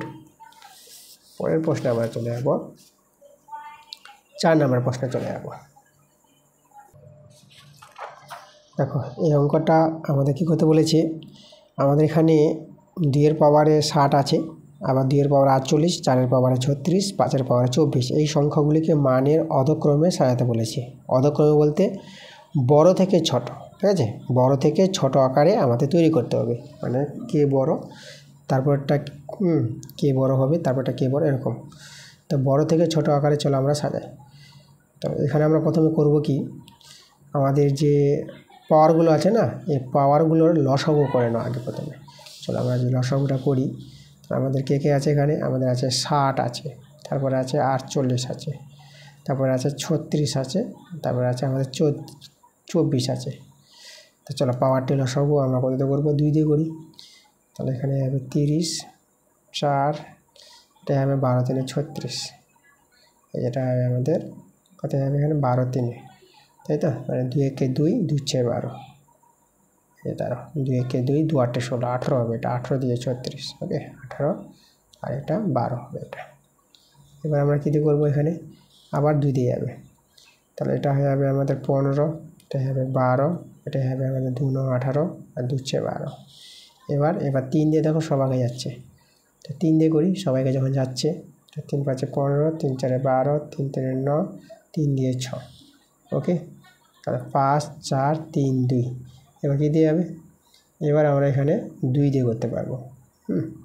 আচ্ছা, এখানে গসাগু করতে বলেছে না, দেখো গসাগু যে নিয়মটা দেখো, মানে 2 দিয়ে সবাইকে গেছে, এখানেও 2 দিয়ে সবাইকে গেছে, আর 3 দিয়ে সবাইকে গেছে, আর কোনো সংখ্যা নেই যে সবাইকে যাবে, মানে এখানে 4 আর 2কে যাচ্ছে কিন্তু 5কে 3কে যাচ্ছে না, তাহলে একমাত্র এই সংখ্যাগুলো দিয়ে সবাইকে গেছে। তাহলে গসাগুটা যে আমরা বের করবো, দেখো গসাগু পাওয়ার যেটা নিয়ম, মানে যেই সব সংখ্যাগুলো দিয়ে সবাইকে গেলো না, ওদের গুণ করে নাও, এদের গুণফলটাই হবে গসাগু। গসাগুটা হবে 2 গুণিত 2 গুণিত 3, আচ্ছা 2 2 3-এর গুণফলটাই হবে গসাগু, তাই না, যেন সবাইকে যেন যায়, এই সংখ্যাগুলো নিয়ে নিবা, তাই এদের গুণ করে নাও, 2 দিয়ে 4, 4 3 12, দেখো গসাগুটা আমরা 12 পেয়ে গেলাম। এবার আমরা কী করবো দেখো, এবার এক একটাকে নিয়ে আমরা কাজ করব। প্রথমটা কত আছে, 2 এর পাওয়ারে আছে 60 আছে, সমান সমান। এখন আমরা দেখো 2 এর পাওয়ারে 60কে ভাঙাবো, কেন আমাদের এই যে 12টা আছে না, 12-র গুণিতক আকারে ভাঙাবো, তো আমরা লিখবো এখানে 5 গুণিত 12, কারণ 12 5 60, সমান সমান। এখন আমরা করব, দেখো এই যে 2 এর পাওয়ারে 5টা আমরা ভিতরে থাক, আর 12টাকে আমরা বাইরে করে দিলাম, কারণ আমরা জানি পাওয়ারে গুণ হবে, গুণ হয়ে আবার এটাই ফিরে আসবে, দেখো এটা থেকে এটা করে দিলাম। এবার এখানে দেখো সমান সমান, এই যে 2 এর পাওয়ারে 5, এটা ভাঙাবা, 2 এর পাওয়ারে 5 বলতে মানে 2টা 5 বার গুণ, 2টা যদি 5 বার গুণ করো তো সেটা 32 পেয়ে যাবে তোমরা, সেটা হবে আমাদের 32, তাহলে 32-এর পাওয়ারে 12 রয়ে গেল আমাদের, ওকে। তো দেখো এইভাবে করে আমরা ভেঙে নিব, মানে পাওয়ারে 12 রাখবো, যেহেতু আমরা গসাগুটা 12 পেয়েছি না, তাহলে প্রত্যেকের পাওয়ারে আমরা 12 রেখে দেবো। আচ্ছা, তারপরে আমরা আছে এখানে কত, 2 এর পাওয়ারে 48 আছে, তাহলে 2 এর পাওয়ারে দেখো এখানে কত, 12 4 48, 4 × 12, এটা করতে পারবা। তাহলে এখানে 2 এর পাওয়ারে 4টা রেখে দাও, বাইরে পাওয়ারটা। এবার 2 এর পাওয়ারে 4, এটা ভাঙাবা, তাহলে 2 এর পাওয়ারে যদি 4 ভাঙাও, তাই তো, তাহলে এখানে কত হবে দেখো, তো 2 এর পাওয়ারে 4কে ভাঙালে এটা তোমরা 16 পেয়ে যাবা, ভেঙে দিলে, মানে 2 গুণ হবে কবার, 4 বার, পাওয়ারে 4 আছে না, তাহলে 2টা গুণ হবে 4 বার, 2 গুণিত 2 গুণিত 2 গুণিত 2, 4টা দিয়ে গুণফল দেখো 16 পেয়ে যাবা তোমরা, তো 16 এর পাওয়ারে 12। তারপর এটা কে আছে, তো এটা আছে 4 এর পাওয়ারে আছে 36 আছে, তাহলে এখানে 4 এর পাওয়ারে আমরা 3 গুণিত 12 করতে পারবো, তাহলে এখানে 4 এর পাওয়ারে 3, বাইরে 12। এবার 4 এর কিউব, 4 এর কিউব তোমরা ভাঙাবা, 4 এর কিউব হয়ে যায় 64 হয়ে যাবে, তাহলে এখানে লিখবো আমরা 64 পাওয়ারে 12। আর একটা আছে আমাদের 5 এর পাওয়ারে 24, তাহলে 5 এর পাওয়ারে 24, এটা যদি ভাঙাও, তো 5 এর পাওয়ারে 2 গুণিত 12, 12 দিয়ে 24, তাহলে এখানে 5 এর স্কোয়ার, আর বাইরে 12, 5 এর স্কোয়ার হয় 25, তাহলে 25 এর পাওয়ারে 12। দেখো এভাবে আমরা করে নিলাম, প্রত্যেকের পাওয়ারে 12 আছে। তাহলে এবার সংখ্যাগুলো যারা মূল সংখ্যা আছে তাদের দেখে বলে দেবো কে বড় কে ছোট। তা দেখো অধক্রমে বলতে আমাদের বড় থেকে ছোট আকারে সাজাতে হবে, তাহলে এখানে বড় কে, তা দেখো 32 16 64 25, এদের মধ্যে বড় আমরা 64 দেখতে পাচ্ছি, তাহলে বড় হচ্ছে এটা 4 এর পাওয়ারে 36, অতএব বড় পেয়ে গেলাম 4 এর পাওয়ারে 36, এটা হচ্ছে বড়। তাহলে বড় আমরা এইভাবে দিব, এই যে এটা হচ্ছে আমাদের এই যে বড় চিহ্ন, বৃহত্তম চিহ্ন। তারপরে কে বড়, এটা তো হয়ে গেল। এখন আছে আমাদের এই যে 32 16 আর 25, এই 32 16 25-এর মধ্যে 32 বড়, মানে প্রথমটা, 2 এর পাওয়ারে 60। তারপরটা এই যে বড় চিহ্ন দিয়ে দিলাম। এখন হয়ে গেল কি আমাদের 16 আর 25, এদের মধ্যে 25টা বড়, তাহলে 5 এর পাওয়ারে 24 দেখো। তারপর রয়ে গেল আমাদের এই যে 16টা, মানে এই যে বৃহত্তম চিহ্ন 2 এর পাওয়ারে 48, 2 এর পাওয়ারে 48। দেখো আমরা বড় থেকে ছোট মানে অধক্রমে আমরা সাজিয়ে নিয়েছি, এভাবে তোমাদের সাজিয়ে নিতে হবে। আচ্ছা, আমরা চলে যাবো পরের প্রশ্নে, 5 নম্বর প্রশ্ন। দেখো 5 নম্বর প্রশ্নটা ভালো প্রশ্ন আছে। তাহলে এখানে দেখো একটা আমরা সাজাবো এটাকে কীভাবে দেখো, আমাদের এক্স স্কোয়ার আছে না, এক্স স্কোয়ার মাইনাস 2xটা আগে লিখলাম, এই যে, তারপরে এখানে +1 নিয়ে নিলাম, আমরা কী করছি, সাজাচ্ছি আগে, তারপরে +y² লিখলাম, প্লাস তারপরে 4y, আর এখানে আমরা 4 নিয়ে নিলাম, মানে এই যে 5টা আছে না, 5টাকে ভেঙে 1 + 4 করে দিলাম, ওকে, আর একটু সাজিয়ে নিলাম, আর সমান সমান ডান দিকে 0 আছে। তা দেখো এখানে এটা নিয়ে তিনজনকে নিয়ে পূর্ণবর্গরে প্রকাশ করতে পারবো, আর এদেরকে নিয়েও পূর্ণবর্গরে প্রকাশ করতে পারবো। তা দেখো এখানে a² - 2ab + b², আর এটাও দেখো a² + 2a, হচ্ছে আমাদের এখানে ওয়াইটা, b পাওয়ার 2 পাওয়া, এটা 2 এর স্কোয়ার, তাহলে সূত্রটা a - b² তার হোল স্কোয়ার, প্লাস এর সূত্রটা হচ্ছে a + b² a² + 2ab + b², তাহলে a + b তার হোল স্কোয়ার 0। এখন দেখো দুটি বর্গের সমষ্টি যদি শূন্য হয় তাহলে প্রত্যেকটি বর্গ পৃথকভাবে শূন্য হবে, অতএব x - 1 তার বর্গ, এটাও আমরা শূন্য পাবো, আর y + 2 তার বর্গ, এটাও সমান শূন্য হবে। আচ্ছা, তাহলে এখানে দেখো 0 আছে বলে বর্গটা উঠাতে পারবো, x - 1 = 0, তাহলে এখান থেকে x এর মান কত হবে, 1 চলে আসবে, আর y + 2 তার বর্গ ইকুয়াল 0, তাহলে এখান থেকে দেখো y + 2 = 0 হয়ে যাবে, শূন্যের জন্য বর্গটা উঠাতে পারবো, তাহলে এখান থেকে y এর মানটা কত, -2 পেয়ে যাবো। আমাদের মান বের করতে বলেছিল x + y তার হোল স্কোয়ার, মানে আমাদের মানটা বের করতে হবে x + y তার হোল স্কোয়ার, এর মানটা চলো এখানে বসিয়ে দাও, x এর মান 1 প্লাস, আর y এর মান পেয়েছি -2 তার হোল স্কোয়ার।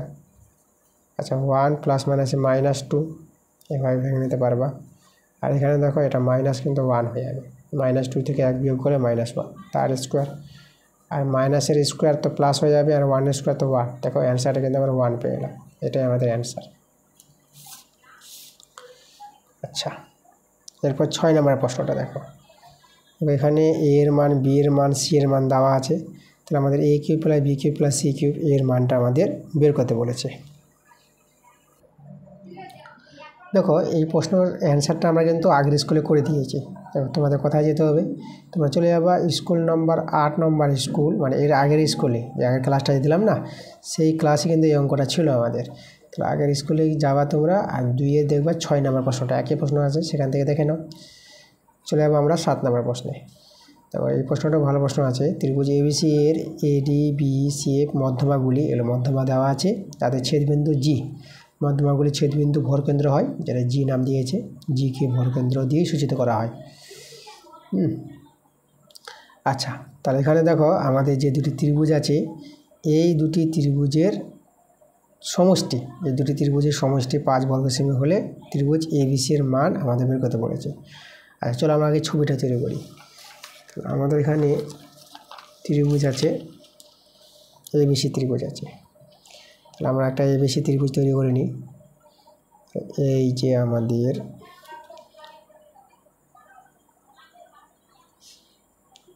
ABC আমাদের একটি ত্রিভুজ, ওকে, আর এখানে 3টি মধ্যমা আছে, চলো মধ্যমাগুলো আমরা তৈরি করি। মধ্যমাগুলো কীভাবে হয়, এই যে এখানে D বিন্দু নিলাম মধ্যবিন্দু, এই মধ্যবিন্দুর সঙ্গে AD যোগ করে মধ্যমা পেয়ে যাবা। এখানে একটা মধ্যবিন্দু নিয়ে নাও, এটা নিয়ে নাও E, B যোগ করে একটা মধ্যমা পেয়ে যাবা, আর এখানে একটা মধ্যবিন্দু নিয়ে নাও, আর এখানে CF যোগ করে দাও, এই যেটা CF মধ্যবিন্দু।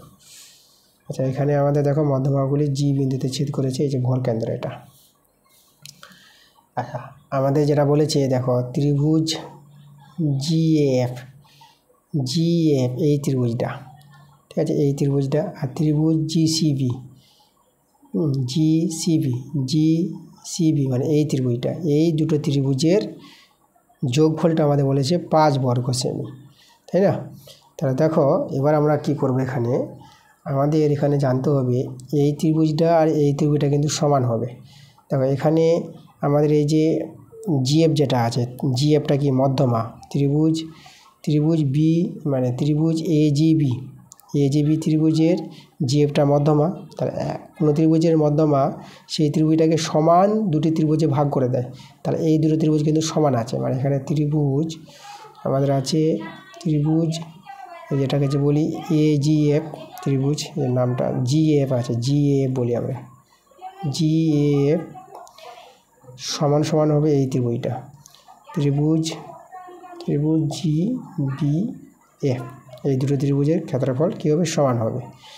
এবার দেখো এখানে এই যে দুটো ত্রিভুজ আছে, দেখো ত্রিভুজ জিবিসি, এই ত্রিভুজের ক্ষেত্রফল যা হবে আর এই ত্রিভুজের ক্ষেত্রফল তাই হবে, দুটো ত্রিভুজের ক্ষেত্রফল সমান হবে এখানে, মানে ত্রিভুজ জিবিসি সমান সমান ত্রিভুজ এজিসি, ত্রিভুজ এজিসি, এই দুটো ত্রিভুজের ক্ষেত্রফল কী হবে, সমান হবে। ওকে, আচ্ছা এটা কি করে হয় তোমাদের আমি বই থেকে দেখাচ্ছি। তোমরা চলে যাবা তোমাদের বইতে পেজ নাম্বার 245 পাতা, ঠিক আছে, 245 পাতার এই যে প্রয়োগ নম্বর যে 8 নম্বর প্রয়োগটা আছে, এই প্রয়োগটা যখন তোমরা বুঝবা এখান থেকে তোমরা পেয়ে যাবা। দেখো ত্রিভুজ এজিবি, এই ত্রিভুজটার সঙ্গে ত্রিভুজ জিবিসি, দেখো ত্রিভুজ বিজিসি এই ত্রিভুজটা, আর ত্রিভুজ এজিসি মানে এজিসি এই ত্রিভুজটা, এই তিনটা ত্রিভুজের ক্ষেত্রফল সমান। আমরা এই ত্রিভুজের সঙ্গে এই ত্রিভুজের ক্ষেত্রফল সমান বলতে পারবো, এই যে ওটাই আমরা লিখেছি। তাহলে এই দুটো ত্রিভুজ ক্ষেত্রফল সমান, এই দুটো ত্রিভুজের ক্ষেত্রফল সমান। এখন আমাদের এখানে কি দেওয়া আছে, আমাদের এখানে দেওয়া আছে এই ত্রিভুজের আর এই ত্রিভুজের ক্ষেত্রফলটা দেওয়া আছে, তাই না, মানে এদের সমষ্টি দেওয়া আছে। তাহলে এখানে যেটা আমরা লিখব যে ত্রিভুজ জিএফ প্লাস ত্রিভুজ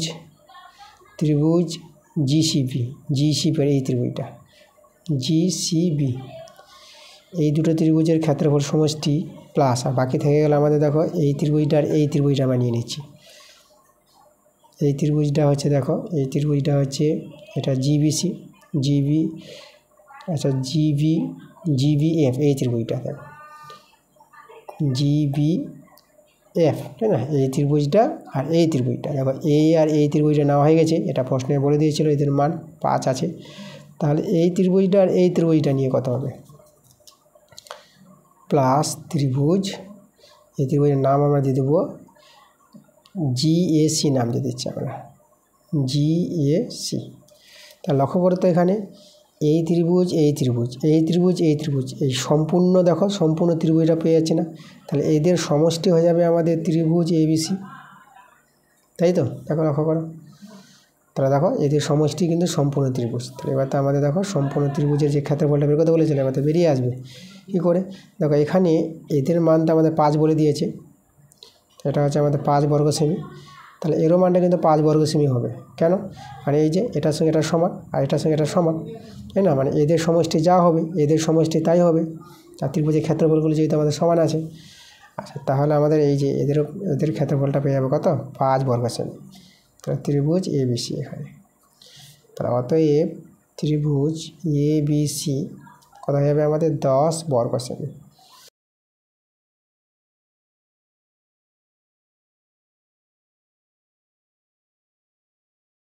তাহলে আমাদের অ্যান্সারটা হয়ে গেল কত, ত্রিভুজ এবিসির যে মানটা, ক্ষেত্রফল, মান বলতে ক্ষেত্রফল, 10 বর্গ একক পেয়ে গেলাম আমরা। আচ্ছা সেমি বলতে পারবো যে সেমি আছে, সরি, তাহলে এখানে আমরা এককের জায়গায় সেমি লিখে দিচ্ছি। ওকে, আচ্ছা এবার আমরা চলে যাব 8 নম্বর প্রশ্নে। তো 8 নম্বর প্রশ্নটা কী বলেছে, এখানে আমাদের যে প্রশ্নটা আছে প্রশ্নটা পড়া যাক। এবিসিডি সামুদ্রিকের সিডি বাহুর মধ্যবিন্দু ই, বর্ধিত এই ও বর্ধিত বিসি পরস্পরকে এ বিন্দুতে ছেদ করে ত্রিভুজ ইসিএফ 20 বর্গ সেমি হলে সামুদ্রিক এবিসিডির ক্ষেত্রফল বের করতে বলেছে। আচ্ছা ভালো প্রশ্ন। তো আমাদের কী করতে হবে, আগে ছবিটা তৈরি করতে হবে, ছবি তৈরি করে তারপরে প্রশ্নটা আগে ভালো করে বুঝতে হবে। তা আমরা এখানে সামুদ্রিক এবিসিডি তৈরি করে নিই। তাহলে এই যে আমাদের একটি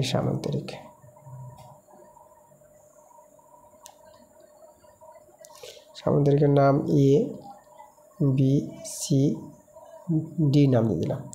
এখানে দেখো প্রশ্নে কী বলেছে যে এবিসিডি সামুদ্রিকের সিটি বাহুর মধ্যবিন্দু ই বলেছে, এই যে সিটি বাহুর মধ্যবিন্দু, এই এখানে মধ্যবিন্দুটা আমাদের ই।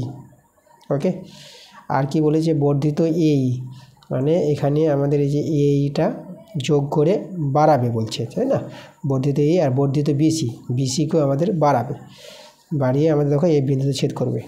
মানে ধরো আমি বিসিটাকে যে বাড়াই, তাহলে যে বিসিকে আমরা এভাবে করে এদিকে বাড়াবো, এভাবে বাড়াবো, আর এখানে এই যোগ করে, যে এই যোগ করে আমাদের বাড়াতে হবে, এই যে এভাবে দেখো বর্ধিত এই আর বর্ধিত বিসি, মানে এই বাহুকে বাড়িয়ে আর বিসি বাহুকে বাড়িয়ে কোথায় ছেদ করবে? এই বিন্দুতে ছেদ করবে, এইভাবে কিন্তু প্রশ্নে বলেছে। তারপরে এখানে আমাদের দেখো ইসিএফ ত্রিভুজ যে আছে, তাহলে ইসিএফ এই ত্রিভুজের ক্ষেত্রফল বলে দিয়েছে কত? 20 বর্গ সেমি হলে সামুদ্রিক এবিসিডি এই সম্পূর্ণ সামুদ্রিকের ক্ষেত্রফল আমাদের বের করতে বলেছে। দেখো আমাদের বেরিয়ে আসবে সামুদ্রিক ক্ষেত্রফলটা। তার আগে আমরা অঙ্কন করব। এখানে এসি কর্ণ আমরা টেনে নেব, এটা হচ্ছে অঙ্কন আমাদের। এই যে এসি কর্ণ আমরা টেনে নিলাম। তাহলে এখানে দেখো আমাদের জানতে হবে যে সামুদ্রিকের কর্ণ সেই সামুদ্রিককে সমান দুটি ত্রিভুজে বিভক্ত করে দেবে। তাহলে এখানে এই দুটি ত্রিভুজের কী হবে? ক্ষেত্রফল সমান হয়ে যাবে। ত্রিভুজ এবিসি সমান সমান হয়ে যাবে আমাদের ত্রিভুজ এসিডি, তাই না? সামুদ্রিক একটি কর্ণ সেই সামুদ্রিকটিকে সমান দুটি ত্রিভুজে বিভক্ত করে দেয়, তাহলে এদিকার ত্রিভুজটা আর এদিকার ত্রিভুজটার ক্ষেত্রফল সমান হবে। আবার লক্ষ্য করে এখানে এই যে এসিডি ত্রিভুজের এইটা কিন্তু মধ্যমা। কেন মধ্যমা এইটা? কারণ দেখো ইটা কিন্তু দেখো সিডি বাহুর মধ্যবিন্দু, আর মধ্যবিন্দুতে এই যে শীর্ষবিন্দু হয়ে যে আমাদের রেখাংশ পাওয়া গেছে এইটাকে আমরা মধ্যমা বলতে পারবো। তাহলে এসিডি ত্রিভুজের এই যদি মধ্যমা হবে, তাহলে আমরা জানি যে কোনো ত্রিভুজের মধ্যমা সেই ত্রিভুজটাকে সমান দুটি ত্রিভুজে বিভক্ত করবে, তাহলে এই দুটি ত্রিভুজের ক্ষেত্রফল কী হবে? এখানে সমান হবে। মানে এখানে আমরা বলতে পারবো ত্রিভুজ এডিই, এর ক্ষেত্রফলটা, আর ত্রিভুজ এসিই এই দুটো ত্রিভুজের ক্ষেত্রফল সমান হবে। আচ্ছা, এবার আমরা দেখো আমরা কী করবো? এই দুটো ত্রিভুজ তুলে নেব। এই দুটো ত্রিভুজ তুলে নিয়ে আমরা সর্বসম প্রমাণ দেখাবো, মানে এই দুটো ত্রিভুজের ক্ষেত্রফল আমরা সমান দেখাতে পারবো। তাহলে আমরা এখন দেখো লিখব ত্রিভুজ এই ত্রিভুজটা। আচ্ছা, এই ত্রিভুজটার নাম, আচ্ছা এটা আগে বলি, এই ত্রিভুজটা এইডি বলি, ত্রিভুজ এইডি, ঠিক আছে? এই যে আমাদের এইডি ও ত্রিভুজ, এই ত্রিভুজটা আমরা নাম দিয়ে দেবো এই যে এটা সিএফই বলে দিই আমরা, সিএফই। এই দুটো ত্রিভুজকে কিন্তু আমরা সর্বসম প্রমাণ দেখাতে চাইছি, তাই তো? তাহলে এর দুটো ত্রিভুজকে সর্বসম প্রমাণ দেখাতে গেলে সেই দুটো ত্রিভুজ থেকে 3টি শর্ত কিন্তু সমান দেখাতে হবে।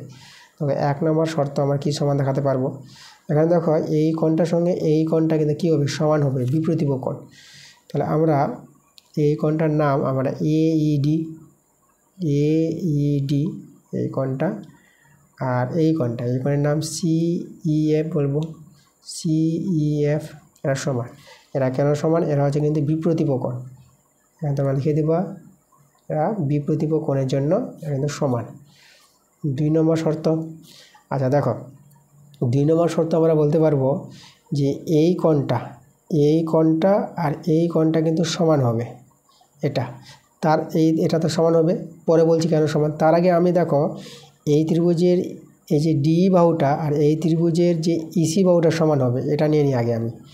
তাহলে আমরা নিব ডিই সমান ইসি।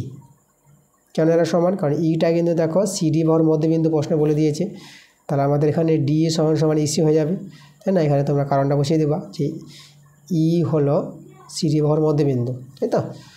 3 নম্বর যেটা আমরা বলতে চাইছিলাম, এই যে এই কোণটার সঙ্গে এই কোণটা সমান হবে, কারণ এরা একান্তর কোণ। একান্তর কেন? এই যে দেখো এই যে এডির সঙ্গে এই যে বিসি সমান্তরাল, তাহলে এডির সঙ্গে বিসি সমান্তরাল, যেহেতু সামুদ্রিকের বিপরীত বাহুগুলো সমান্তরাল হয়, তাহলে এডির সঙ্গে বিসি সমান্তরাল হলে তাহলে এডির সঙ্গে বিএফও সমান্তরাল হবে, ঠিক আছে? আর আমাদের এখানে এই যে ডিসিটা ভেদক ধরে নাও, তাহলে এটা সমান্তরাল বাহু, এটা ভেদক, তাহলে একান্তর কোণগুলো কী হবে? সমান হবে। তাহলে এই কোণটার সঙ্গে এই কোণটা আমরা সমান বলতে পারবো। তাহলে এই কোণটা আমরা এডিই নাম দিয়ে দেবো, এডিই সমান, আর এই কোণটার নাম আমরা দিয়ে দেবো ইসিএফ। এই দুটো কোণ সমান, এরা হচ্ছে একান্তর কোণ। এখানে পাশে বলে দেবো একান্তর কোণ। আচ্ছা দেখো, সেই দুটো ত্রিভুজ থেকে তিনটে শর্ত সমান দেখে দিলাম, তাহলে এই দুটো ত্রিভুজ কী হয়ে যাবে? সর্বসম হয়ে যাবে। ত্রিভুজ এ ই ডি সর্বসম ত্রিভুজ সি এফ ই। এই দেখো, তাহলে দেখো দুটি ত্রিভুজ যদি সর্বসম হয়ে যায় তাহলে সর্বসম ত্রিভুজ সমানও হবে, তাই না? সর্বসম হলে সবই সমান, মানে ক্ষেত্রফলও সমান। তাহলে ক্ষেত্রফল সমান বলতে আমরা লিখতে পারবো ত্রিভুজ এ ই ডি সমান সমান ত্রিভুজ সি এফ ই। দেখো এবার দেখো এখানে ত্রিভুজ সি এফ ই, এই যে দেখো আমাদের এই যে সি, মানে এটার নাম আমরা ইসিএফ। দেখো ইসিএফ বা সিএফই একই ত্রিভুজ আছে। এই ত্রিভুজের ক্ষেত্রফল 20 বর্গ সেমি, তাহলে এই ত্রিভুজের ক্ষেত্রফল আমরা 20 বর্গ সেমি পেয়ে গেলাম। মানে এ তো 20 আছে, তাহলে এও 20 পেয়ে গেলাম। তাহলে এ 20 পেয়ে গেলে এ কত পাবো? এটাও 20 পেয়ে যাবো। দেখো মানে এরা দুজন সমান চলে, এই যে এরা দুজন কত হয়ে যাবে? 20 বর্গ সেমি করে। আচ্ছা, এরা যে 20 বর্গ সেমি হয়, তাহলে আমাদের ত্রিভুজ এসিডি, আচ্ছা এখানে আমি দেখিয়ে দিই তোমাদের। ত্রিভুজ এসিডি কত হয়ে যাবে আমাদের? 20 20 40, 20 যোগ 20, তাই তো? এদিকে 20 এদিকে 20, তাহলে আমাদের হয়ে গেলো 40 বর্গ সেমি। এবার এই ত্রিভুজের সঙ্গে এই ত্রিভুজটা সমান আছে, ত্রিভুজ এবিসি। তাহলে ত্রিভুজ এবিসি কত পেয়ে যাবো আমরা? এই দুটো ত্রিভুজের ক্ষেত্রফল সমান, আমরা দেখিয়ে দিয়েছি প্রথমেই। তো এটা হয়ে যাবে আমাদের 40 বর্গ সেমি। এবার দেখো এই দুটো ত্রিভুজ নিয়ে আমাদের কি, আমাদের আয়তক্ষেত্রটা, সরি আয়তক্ষেত্র বলছি সামুদ্রিকটা। তাহলে আমাদের দেখো অতএব সামুদ্রিক যেটা আছে, সামুদ্রিকের চিহ্ন দিতে হবে। এই যে আমাদের সামুদ্রিক এ বি সি ডি এর ক্ষেত্রফল কত হবে? এদিকে আমাদের 40, এদিকে 40, তাহলে 40 + 40, তাহলে কত হবে আমাদের? 80 বর্গ সেমি। দেখো এটা কিন্তু আমাদের অ্যান্সার, 80 বর্গ সেমি, এটা আমাদের অ্যান্সার। এরপরে আমরা চলে যাবো 9 নম্বর প্রশ্নে। দেখো এখানে 9 নম্বর প্রশ্নটা বলছে দুটি বিন্দু আছে, এই দুটি বিন্দু দেওয়া আছে এখানে। এবি রেখাংশ x অক্ষ দ্বারা কি অনুপাতে বিভক্ত সেটা কিন্তু আমাদের বের করতে বলেছে। তারপর এবি রেখাংশ যে বিন্দুতে x অক্ষকে ছেদ করে তার স্থানাঙ্ক বের করতে বলেছে। আচ্ছা দেখো, তাহলে প্রথমে আমরা যদি স্থানাঙ্ক জ্যামিতি তৈরি করি, x অক্ষ দেখো এই যে আমাদের y অক্ষ, এটা y অক্ষ, এটা আমাদের x অক্ষ। তাহলে এখানে যে বিন্দুটা আছে এই বিন্দুটা 2,3, তাহলে আমরা এখানে বিন্দুটা নিয়ে এলাম, এই জায়গায় আছে, এটা হচ্ছে আমাদের এই বিন্দু, কত? 2,3। আর বি বিন্দুটা -4, -7, মানে এখানে ধরে এলাম, এই জায়গায় আছে, এটা হচ্ছে আমাদের বি বিন্দু, এটা হচ্ছে আমাদের -4, -7। তাহলে এই যে এ বি রেখাংশ যেটা আমরা পাবো, এখানে এভাবে করে যদি আমরা যোগ করে দিই, এই যে এ বি রেখাংশ, তাহলে এ বি রেখাংশ x অক্ষ দ্বারা কি অনুপাতে, এই যেখানে x অক্ষকে ছেদ করেছে, এটা আমরা পি বিন্দু ধরে নিলাম। তাহলে এই বিন্দু স্থানাঙ্ক ধরো প্রথমটা কোনো একটা মান পাবা, তারপরে মানটা 0 পাবা। এটা হয় x অক্ষের পর যে কোনো বিন্দু স্থানাঙ্ক, প্রথমে কোনো একটা মান a ধরে নিলাম, তারপরের মানটা কী হবে? 0 হবে। পরের মানটা মানে ওয়াইয়ের পার্টটা সবসময় 0 হবে, তখনই x অক্ষের পর কোনো বিন্দু পাবো আমরা। আচ্ছা, আর কি অনুপাতে? আমরা অনুপাতটা ধরে নেব যে এটা m/n, ঠিক আছে? এদিকটা m আর এদিকটা n, m/n অনুপাতে বিভক্ত হয়, এটা আমরা প্রথমে ধরে নিলাম, ঠিক আছে? এই যে আমরা এখানে ধরি m/n অনুপাতে বিভক্ত করে, এত অনুপাতে বিভক্ত হয়।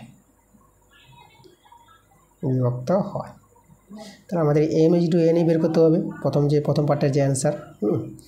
তো দেখো আমরা কি করে পাবো। এখন দেখো এই যে পি বিন্দুর কোটিটা আমরা বের করব। পি বিন্দুর কোটি 0 আছে না, তাহলে পি বিন্দুর কোটি, তাহলে আমরা এখানে লিখব পি বিন্দুর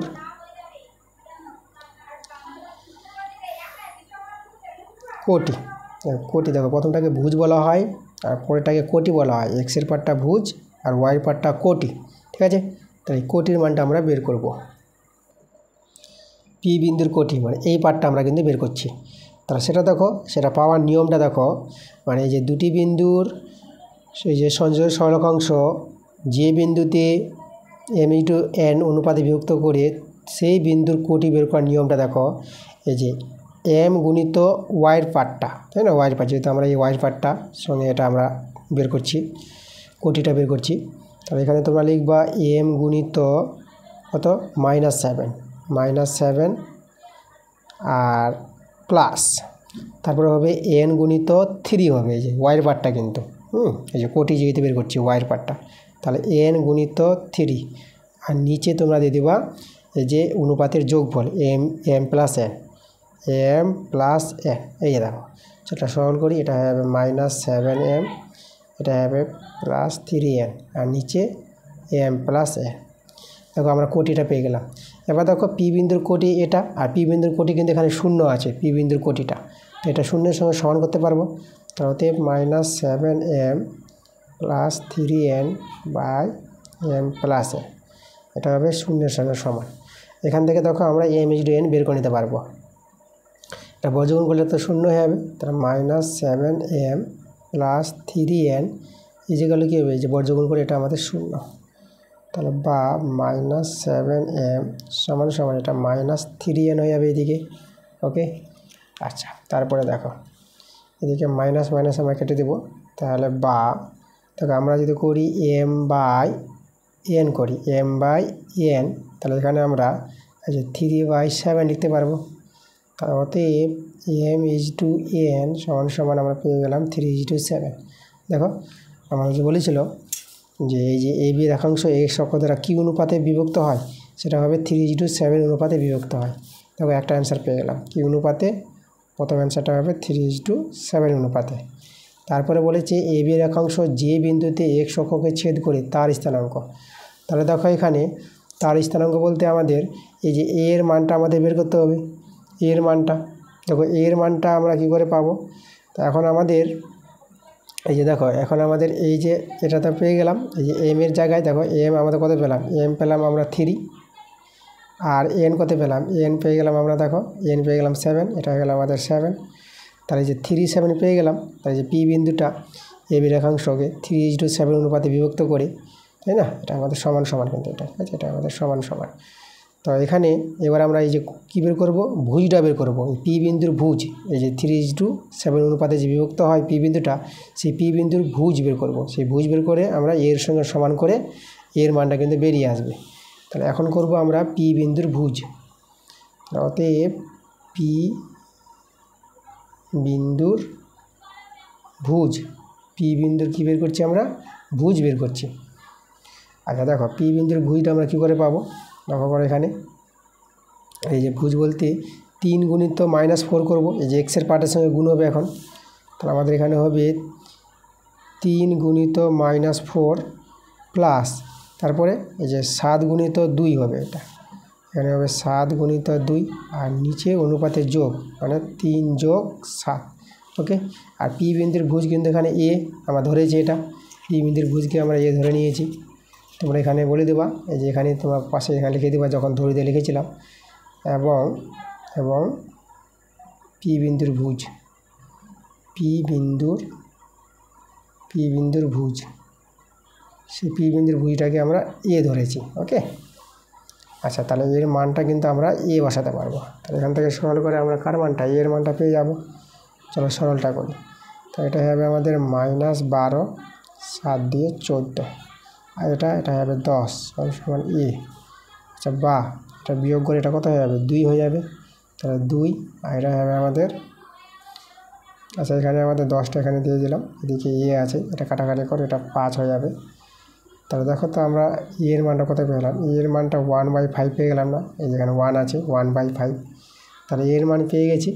তাহলে আমাদের যে বলেছিল সেই বিন্দুর স্থানাঙ্ক, এই যে এক্স অক্ষকে যে ছেদ করি সেই বিন্দুর স্থানাঙ্ক কত পেয়ে গেলাম, এই যে এটা এর মানটাতে পেয়ে গেলাম 1/5, তাহলে 1/5, 0, তাহলে সেই বিন্দুর স্থানাঙ্ক পেয়ে গেলাম 1/5, 0 পেয়ে গেলাম। দেখো অ্যান্সার আমাদের হয়ে গেছে।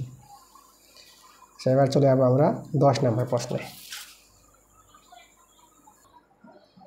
দেখো প্রশ্নটা আমাদের কি বলছে, তো এখানে আমাদের বলেছে একটি অর্ধবৃত্তাকার ও একটি বৃত্তাকার ক্ষেত্রে পরিসীমা সমান, তাদের ক্ষেত্রফলের অনুপাত বের করতে বলেছে। আচ্ছা অর্ধবৃত্তাকার, চলো ছবি দেখাই আমি তোমাদের। তাহলে আমাদের এখানে একটি অর্ধবৃত্তের ছবি তৈরি করতে হবে। অর্ধবৃত্ত বলতে তাই এই যে আমাদের বৃত্তের ব্যাস, এই যে দেখো আমাদের অর্ধবৃত্ত, আর এই যে আমাদের একটি সম্পূর্ণ বৃত্ত। তাহলে এর ব্যাসার্ধ, আর এখানে এর কেন্দ্রবিন্দু, আর এখানে এর ব্যাসার্ধ। তাহলে এর ব্যাসার্ধ আমরা ধরে নিলাম এটা R1, আমাদের কি R1, আর এর ব্যাসার্ধ আমরা R2 ধরে নিলাম। এটা হচ্ছে R1, একটা R2। অর্ধবৃত্তের ব্যাসার্ধ R1 আর বৃত্তের ব্যাসার্ধ R2। তাহলে অর্ধবৃত্তের পরিসীমা, দেখো অর্ধবৃত্তের পরিসীমা কী হবে, দেখো সম্পূর্ণ বৃত্তের পরিসীমা কি জানি, এই যে বৃত্তের পরিধি যেটা, সেটা হবে আমাদের 2πr মানে R2, আর অর্ধেকটা, তাহলে এই যে এইটুকুটা অর্ধেকটা কত হবে, তার অর্ধেক, তাহলে এই অর্ধেকটা হবে আমাদের πr1, এখানে ব্যাসার্ধ R1 ধরেছি, তাহলে এইটুকুটা R1, আর এই যেটা ব্যাসটা আমাদের কত, ব্যাসটা হচ্ছে 2r1 হবে। ব্যাসার্ধ যদি R1 হয়, ব্যাস কত হয়ে যাবে, মানে এটা যদি আমাদের AB হয় না, তাহলে যে ABটা যেটা ব্যাস হয়ে যাবে আমাদের 2r1।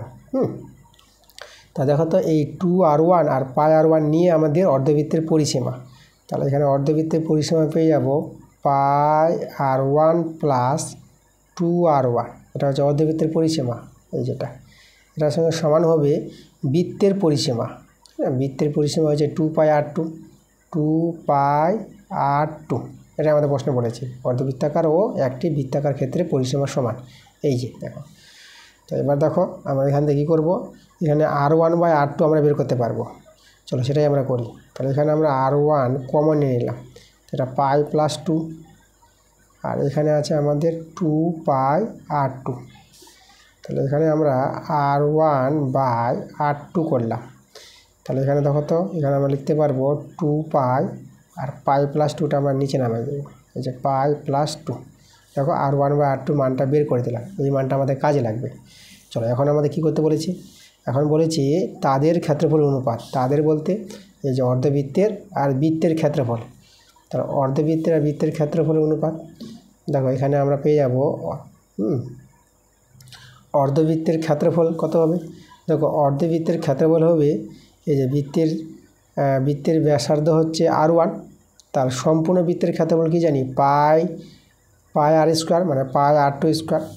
সম্পূর্ণ বৃত্তের ক্ষেত্রফল যদি πr2² হয়, তাহলে অর্ধেকটা কত হবে, এটা হবে πr1², তার কি অর্ধেক মানে 2 দিয়ে ভাগ, মানে অর্ধবৃত্তাকার ক্ষেত্রের ক্ষেত্রফল পেয়ে যাবে πr1 তার স্কোয়ার/2, এই যে অর্ধেক, πr1² হচ্ছে সম্পূর্ণ বৃত্তের ক্ষেত্রফল, তাকে 2 দিয়ে ভাগ করলে এই যে অর্ধবৃত্তের ক্ষেত্রফল, এটা = অনুপাত করতে বলেছে এই যে সম্পূর্ণ বৃত্ত।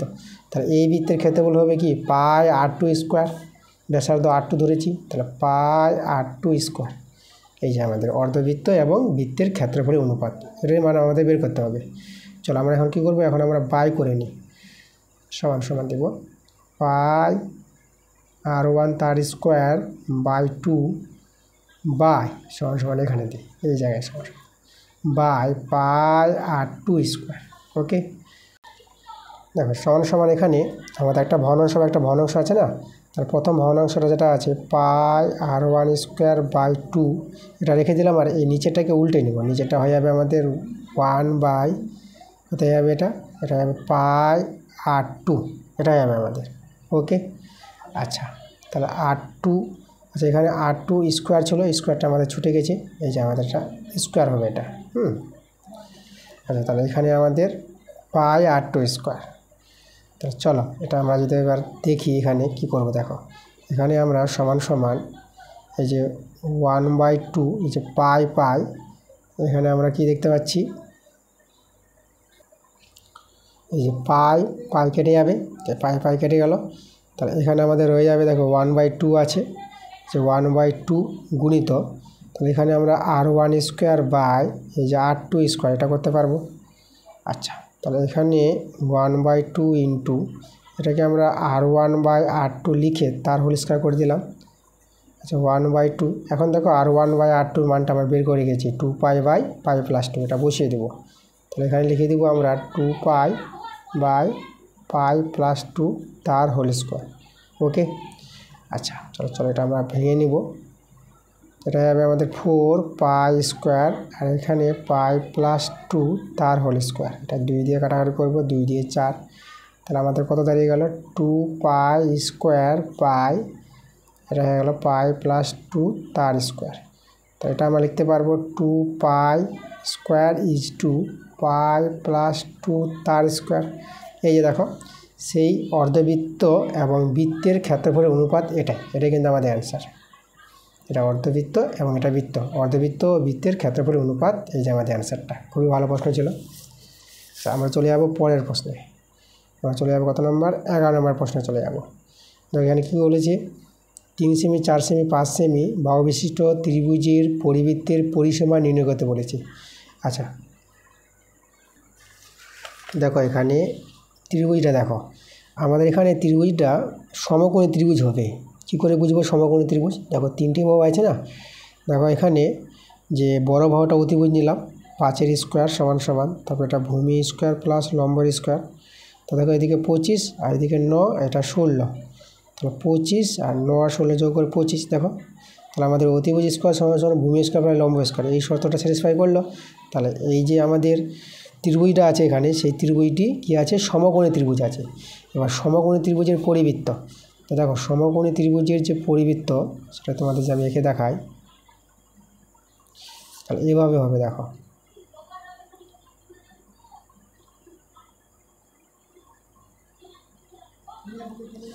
এই যে আমাদের ত্রিভুজটা ABC।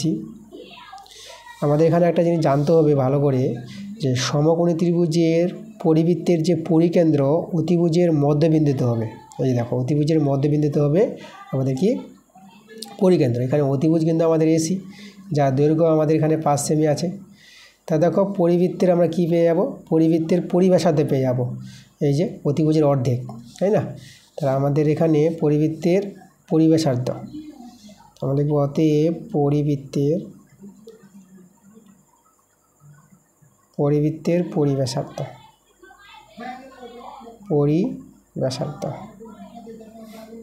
সরি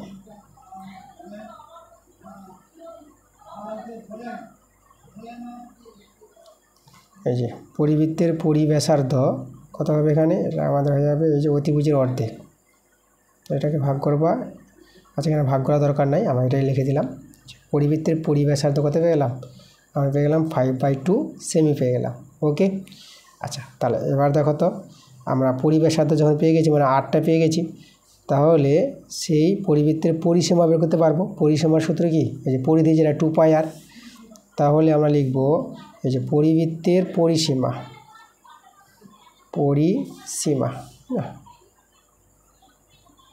পরিবৃত্তের পরিসীমার সূত্র হবে 2πr, 2 × π বলতে 22/7 আর r হচ্ছে 5/2, 2 কেটে গেল। তো আমাদের দেখো রয়ে গেল কত? এই যে 22 আর 5 গুণ করো, 5 দিয়ে 10, 5 দিয়ে 10 11, 110 5 7, এটা ভাগ করে নাও। তাহলে 110 এটা যাবে আমাদের একবার, এই যে আমাদের এখানে যাবে 7, 7 4 11, 4 0 আর 7 5 35, 5 নেমে যাবে আমাদের এখানে 5। তাহলে এটা হয়ে গেল আমাদের 15/5/7, ঠিক আছে? এই যে অ্যান্সার পেয়ে গেছি। তাহলে পরিবৃত্তের যে পরিসীমা বের করতে বলেছিল কত পেলাম আমরা? আমাদের অ্যান্সারটা চলে আসলো 15/5/7 সেমি। ব্যাপারটা হবে কী হবে? আমাদের সেমি হয়ে যাবে। এটাই আমাদের কিন্তু অ্যান্সার। ওকে, এবার চলে যাবো আমরা 12 নম্বর প্রশ্নটা। আচ্ছা 12 নম্বর প্রশ্নটা আমাদের আগের ক্লাসে করা হয়ে গেছে, তোমাদের যেতে হবে পেজ নাম্বার বলে দিচ্ছি, 222 পাতায় চলে যাবা, স্কুল 6 নম্বর স্কুল, দেখবা 2-এর 12 নম্বর যে প্রশ্নটা আছে একই প্রশ্ন, সেখান থেকে তোমরা দেখে নিবা। আমরা চলে আসবো 13 নম্বর প্রশ্নে। দেখো এখানে প্রশ্নটা বলছে প্রদত্ত পরিসংখ্যান বিভাজন ছক থেকে এই যে আছে শ্রেণীটা 81 87, তো 81 থেকে 87 এই শ্রেণীর আপেক্ষিক পরিসংখ্যা বের করতে বলেছে। এই শ্রেণীর এটা 81 87 আছে না, তো দেখো আপেক্ষিক পরিসংখ্যার যে সূত্রটা সেটা সূত্র জানতে হবে। আপেক্ষিক পরিসংখ্যার সূত্রটা তোমাদের বলবো যে শ্রেণীর যে আপেক্ষিক পরিসংখ্যা, সেই শ্রেণীর পরিসংখ্যাটা কত আছে? এখানে 5 আছে পরিসংখ্যা, এগুলো পরিসংখ্যা। তাহলে যে সেই শ্রেণীর পরিসংখ্যা বাই মোট পরিসংখ্যা, এই যে মোট পরিসংখ্যা, এই পরিসংখ্যাগুলো যোগ করে নিবা। যদি যোগ করে কত আসছে দেখো তো, এটা আসবে দেখো 3 4 7, 7 5 12, 12 এদিকে 8, 12 8 কত হবে? 20। তাহলে এই যে দেখো 20, 5/20, তাহলে এটা কাটাকাটি করে নাও, 5/20 যদি কাটাকাটি 20, 5 একে 5, 5 4 20, তা দেখো আমরা 1/4 পেয়ে গেলাম। এটা হবে আমাদের আপেক্ষিক পরিসংখ্যা এই শ্রেণীর। আপেক্ষিক পরিসংখ্যার সূত্র কী বললাম? আপেক্ষিক পরিসংখ্যার সূত্র হচ্ছে পরিসংখ্যা বাই মোট পরিসংখ্যা, এটাকে বলে আপেক্ষিক পরিসংখ্যা। দেখো তোমাদের বইতে আছে সূত্রটা, 155 পাতায় তোমরা চলে যাবা। দেখো এখানে এই যে দেখো কোনো শ্রেণীর আপেক্ষিক পরিসংখ্যা, উক্ত শ্রেণী মানে সেই শ্রেণীর পরিসংখ্যা বাই মোট পরিসংখ্যা, এটা মনে রাখবা। তো আপেক্ষিক পরিসংখ্যা পেয়ে গেলাম। এবার আমাদের দরকার এই যে শ্রেণী আছে 75 থেকে 80, সেই 75 থেকে 80 এই শ্রেণীর পরিসংখ্যা ঘনত্ব বের করতে বলেছে। আচ্ছা, পরিসংখ্যা ঘনত্ব দেখো যে শ্রেণীর, এই যে দেখো যে শ্রেণীর আমাদের পরিসংখ্যা ঘনত্ব বের করতে পারবে, সেই শ্রেণীর কি বের করব? শ্রেণী দৈর্ঘ্য বের করে নিতে হবে, তাই না? তো শ্রেণী দৈর্ঘ্য দেখো আমরা কি করে পাবো? এই যে 75 থেকে 80, তাহলে এই শ্রেণীর শ্রেণী দৈর্ঘ্য কত সেটা আমাদের আগে জানতে হবে। তাহলে এই শ্রেণীর আমাদের কি বের করে নিতে হবে? আমাদের আগে শ্রেণী দৈর্ঘ্য বের করে নিতে হবে, তাই না? তো দেখো শ্রেণী দৈর্ঘ্য আমরা কী করে পাবো? দেখো শ্রেণী দৈর্ঘ্য অনেকে জানে যে আমরা যে উচ্চ থেকে, এই যে উচ্চ থেকে নিম্ন বিয়োগ করে শ্রেণী দৈর্ঘ্য পেয়ে যাবো। তো উচ্চ থেকে নিম্ন বিয়োগ করলে 5 পাবা, কিন্তু এটা ভুল হয়ে যাবে, শ্রেণী দৈর্ঘ্যটা 5 হবে না। তোমরা বলতে পারো যে স্যার কেন 5 হবে না? তো দেখো শ্রেণী দৈর্ঘ্যগুলো দেখো এখানে যে আমাদের আছে শ্রেণীর সীমা, শ্রেণী যেগুলো আছে আমাদের, এই যে শ্রেণীর সীমা বা শ্রেণীর সীমানা, তো এখানে 70 থেকে 74 আছে না, তো 74 থেকে 75 আছে, মানে 74টা ফিরে নাই। তাহলে এখানে 74 আছে, এখানে 74 দিয়ে শুরু হতো, আবার 80 এখানে 80 হতো, আবার তখনই শ্রেণী সীমানায় সাজানো থাকতো। তাহলে এখন যে আছে শ্রেণীগুলো আছে শ্রেণী সীমায় আছে, শ্রেণী সীমানায় তৈরি নাই। তাহলে শ্রেণীগুলোকে শ্রেণী সীমানায় তৈরি করে নিতে হবে। সেটা কীভাবে? দেখো সেটা তোমরা এইভাবে করবা। দেখো খুব এটা ভাইটাল জিনিস, শ্রেণী দৈর্ঘ্যটা আগে কিন্তু বের করতে হবে ভালো করে। তার জন্য দেখো আমরা যদি এই শ্রেণীটাকে দেখো, যেটা আমাদের বলেছে যে শ্রেণীর পরিসংখ্যা ঘনত্ব চেয়েছে 75 থেকে 80, তাহলে এই 75 থেকে 80 এই শ্রেণীর আমরা শ্রেণী সীমানা তৈরি করছি। কীভাবে? তো 75 থেকে হাফ কমাবা, মানে 75 থেকে হাফ কমালে পরে তোমরা পেয়ে যাবা কত? এই পেয়ে যাবা তোমরা যে 74.5 পেয়ে যাবা, 74.5। এই যে 75 থেকে হাফ কমিয়ে 74.5, 74.5 থেকে আর 80 থেকে হাফ বাড়াবা, এই যে 80 আছে, তো 80 থেকে হাফ বাড়ালে কত হবে? 80.5, মানে 80.5। তাহলে এই যে আমাদের দেখো শ্রেণীগুলো, তাকে এইভাবে যদি সবগুলো করো তা দেখবা এখানে যেটা আসবে সেখানে এটা আসবে, এটা যেখানে আছে সেটা এখানে আসবে, এভাবে কিন্তু তৈরি হয়ে যাবে।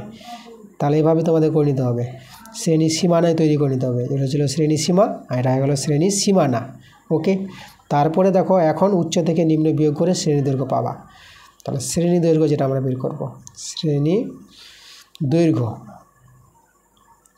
তো শ্রেণী দৈর্ঘ্য পাওয়ার নিয়মটা যেটা, উচ্চ থেকে নিম্ন বিয়োগ করবা, মানে এই যে 80.5 আছে না, এটা থেকে আমরা বিয়োগ করে নেব 74.5, এটা বিয়োগ করে নাও। এটা 0.4 কত 10, 6 দিলে তা দেখো আমাদের আসলো শ্রেণী দৈর্ঘ্যটা 6 চলে আসলো আমাদের। তা শ্রেণী দৈর্ঘ্য পেয়ে গেছি। এবার আমরা দেখো এই শ্রেণীর পরিসংখ্যা ঘনত্ব পেয়ে যাবো। আমরা কি করে পাবো পরিসংখ্যা ঘনত্ব? দেখো পরিসংখ্যা ঘনত্ব পাওয়ার যে সূত্রটা সেটা আমাদের জানতে হবে। সেই শ্রেণীর পরিসংখ্যা, সেই শ্রেণীর পরিসংখ্যা তো আছে 4 আছে, সেই শ্রেণীর পরিসংখ্যাকে শ্রেণীর দৈর্ঘ্য দিয়ে ভাগ করে দেবো। শ্রেণীর দৈর্ঘ্য আমরা কত বের করলাম? 6 বের করলাম।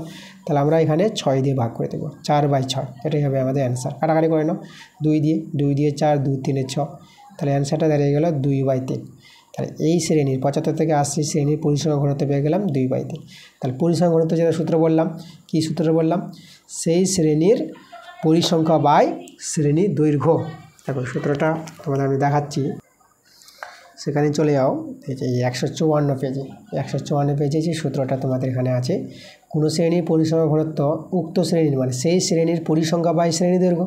তো শ্রেণী দৈর্ঘ্যটা কিন্তু বের করে নিতে হবে তোমাদের আগে। ওকে, তাহলে এই সূত্র অনুসারে আমরা পেয়ে গেলাম। আচ্ছা, এরপরে আমাদের আছে বড় প্রশ্নগুলো। তো বড় প্রশ্নগুলোর গল্প আমি আগে বলে দিয়েছি, তোমরা কমেন্টে শুধু জানাচ্ছ যে বড় প্রশ্নগুলো কই দিচ্ছেন। তো বড় প্রশ্নগুলো যেটা আমি আবার বলে দেবো তোমাদের, এগুলো সবই বইয়ের অঙ্ক। তো বইয়ের অঙ্ক ক্লাসগুলো আমি তোমাদের দিচ্ছি, বই থেকে টেক্সট বুক থেকে ক্লাস দেওয়া হয়। তো তোমরা কিন্তু টেক্সট বুকের ক্লাসগুলো, আমার ক্লাসগুলো তোমরা দেখো, আমার চ্যানেলে তোমরা চলে যাবা প্লেলিস্টে, সেখানে গিয়ে ভিজিট করে তোমরা ক্লাস 9 ম্যাথ বলে আমার প্লেলিস্ট তৈরি করা আছে, সেখানে গিয়ে তোমরা আমার ক্লাসগুলো দেখো। বড় প্রশ্নগুলো তোমরা কিন্তু সেখান থেকে পেয়ে যাবা, কারণ ম্যাক্সিমাম যে অঙ্কগুলো আছে সব বড় প্রশ্নগুলো কিন্তু বই থেকেই আছে। আর যেসব অঙ্কগুলো বইয়ের বাইরে আছে বই থেকে যেগুলো কমন পাবা না সেই অঙ্কগুলো যদি করতে না পারো তোমরা আমাকে কমেন্টে জানাবা, সেই অঙ্কগুলোর ক্লাস আমি তোমাদের দিব। এই কথাগুলো আমি আগের ক্লাসে বলেছি, আজকেও বললাম। তো তোমরা এভাবে সমাধানটা করো, চেষ্টা করো, না পারলে আমি আছি তোমাদের জন্য। ওকে, তাহলে এই ছিল আমাদের আজকের ক্লাসের অঙ্কগুলো। ক্লাসটা যদি ভালো লাগে তোমাদের ভিডিওতে অবশ্যই লাইক করতে হবে, ভিডিওগুলো বন্ধুর কাছে শেয়ার করতে হবে বেশি বেশি করে। তারপরে ক্লাসটা তোমাদের তাড়াতাড়ি আসবে। তোমরা সবাই ভালো থাকো।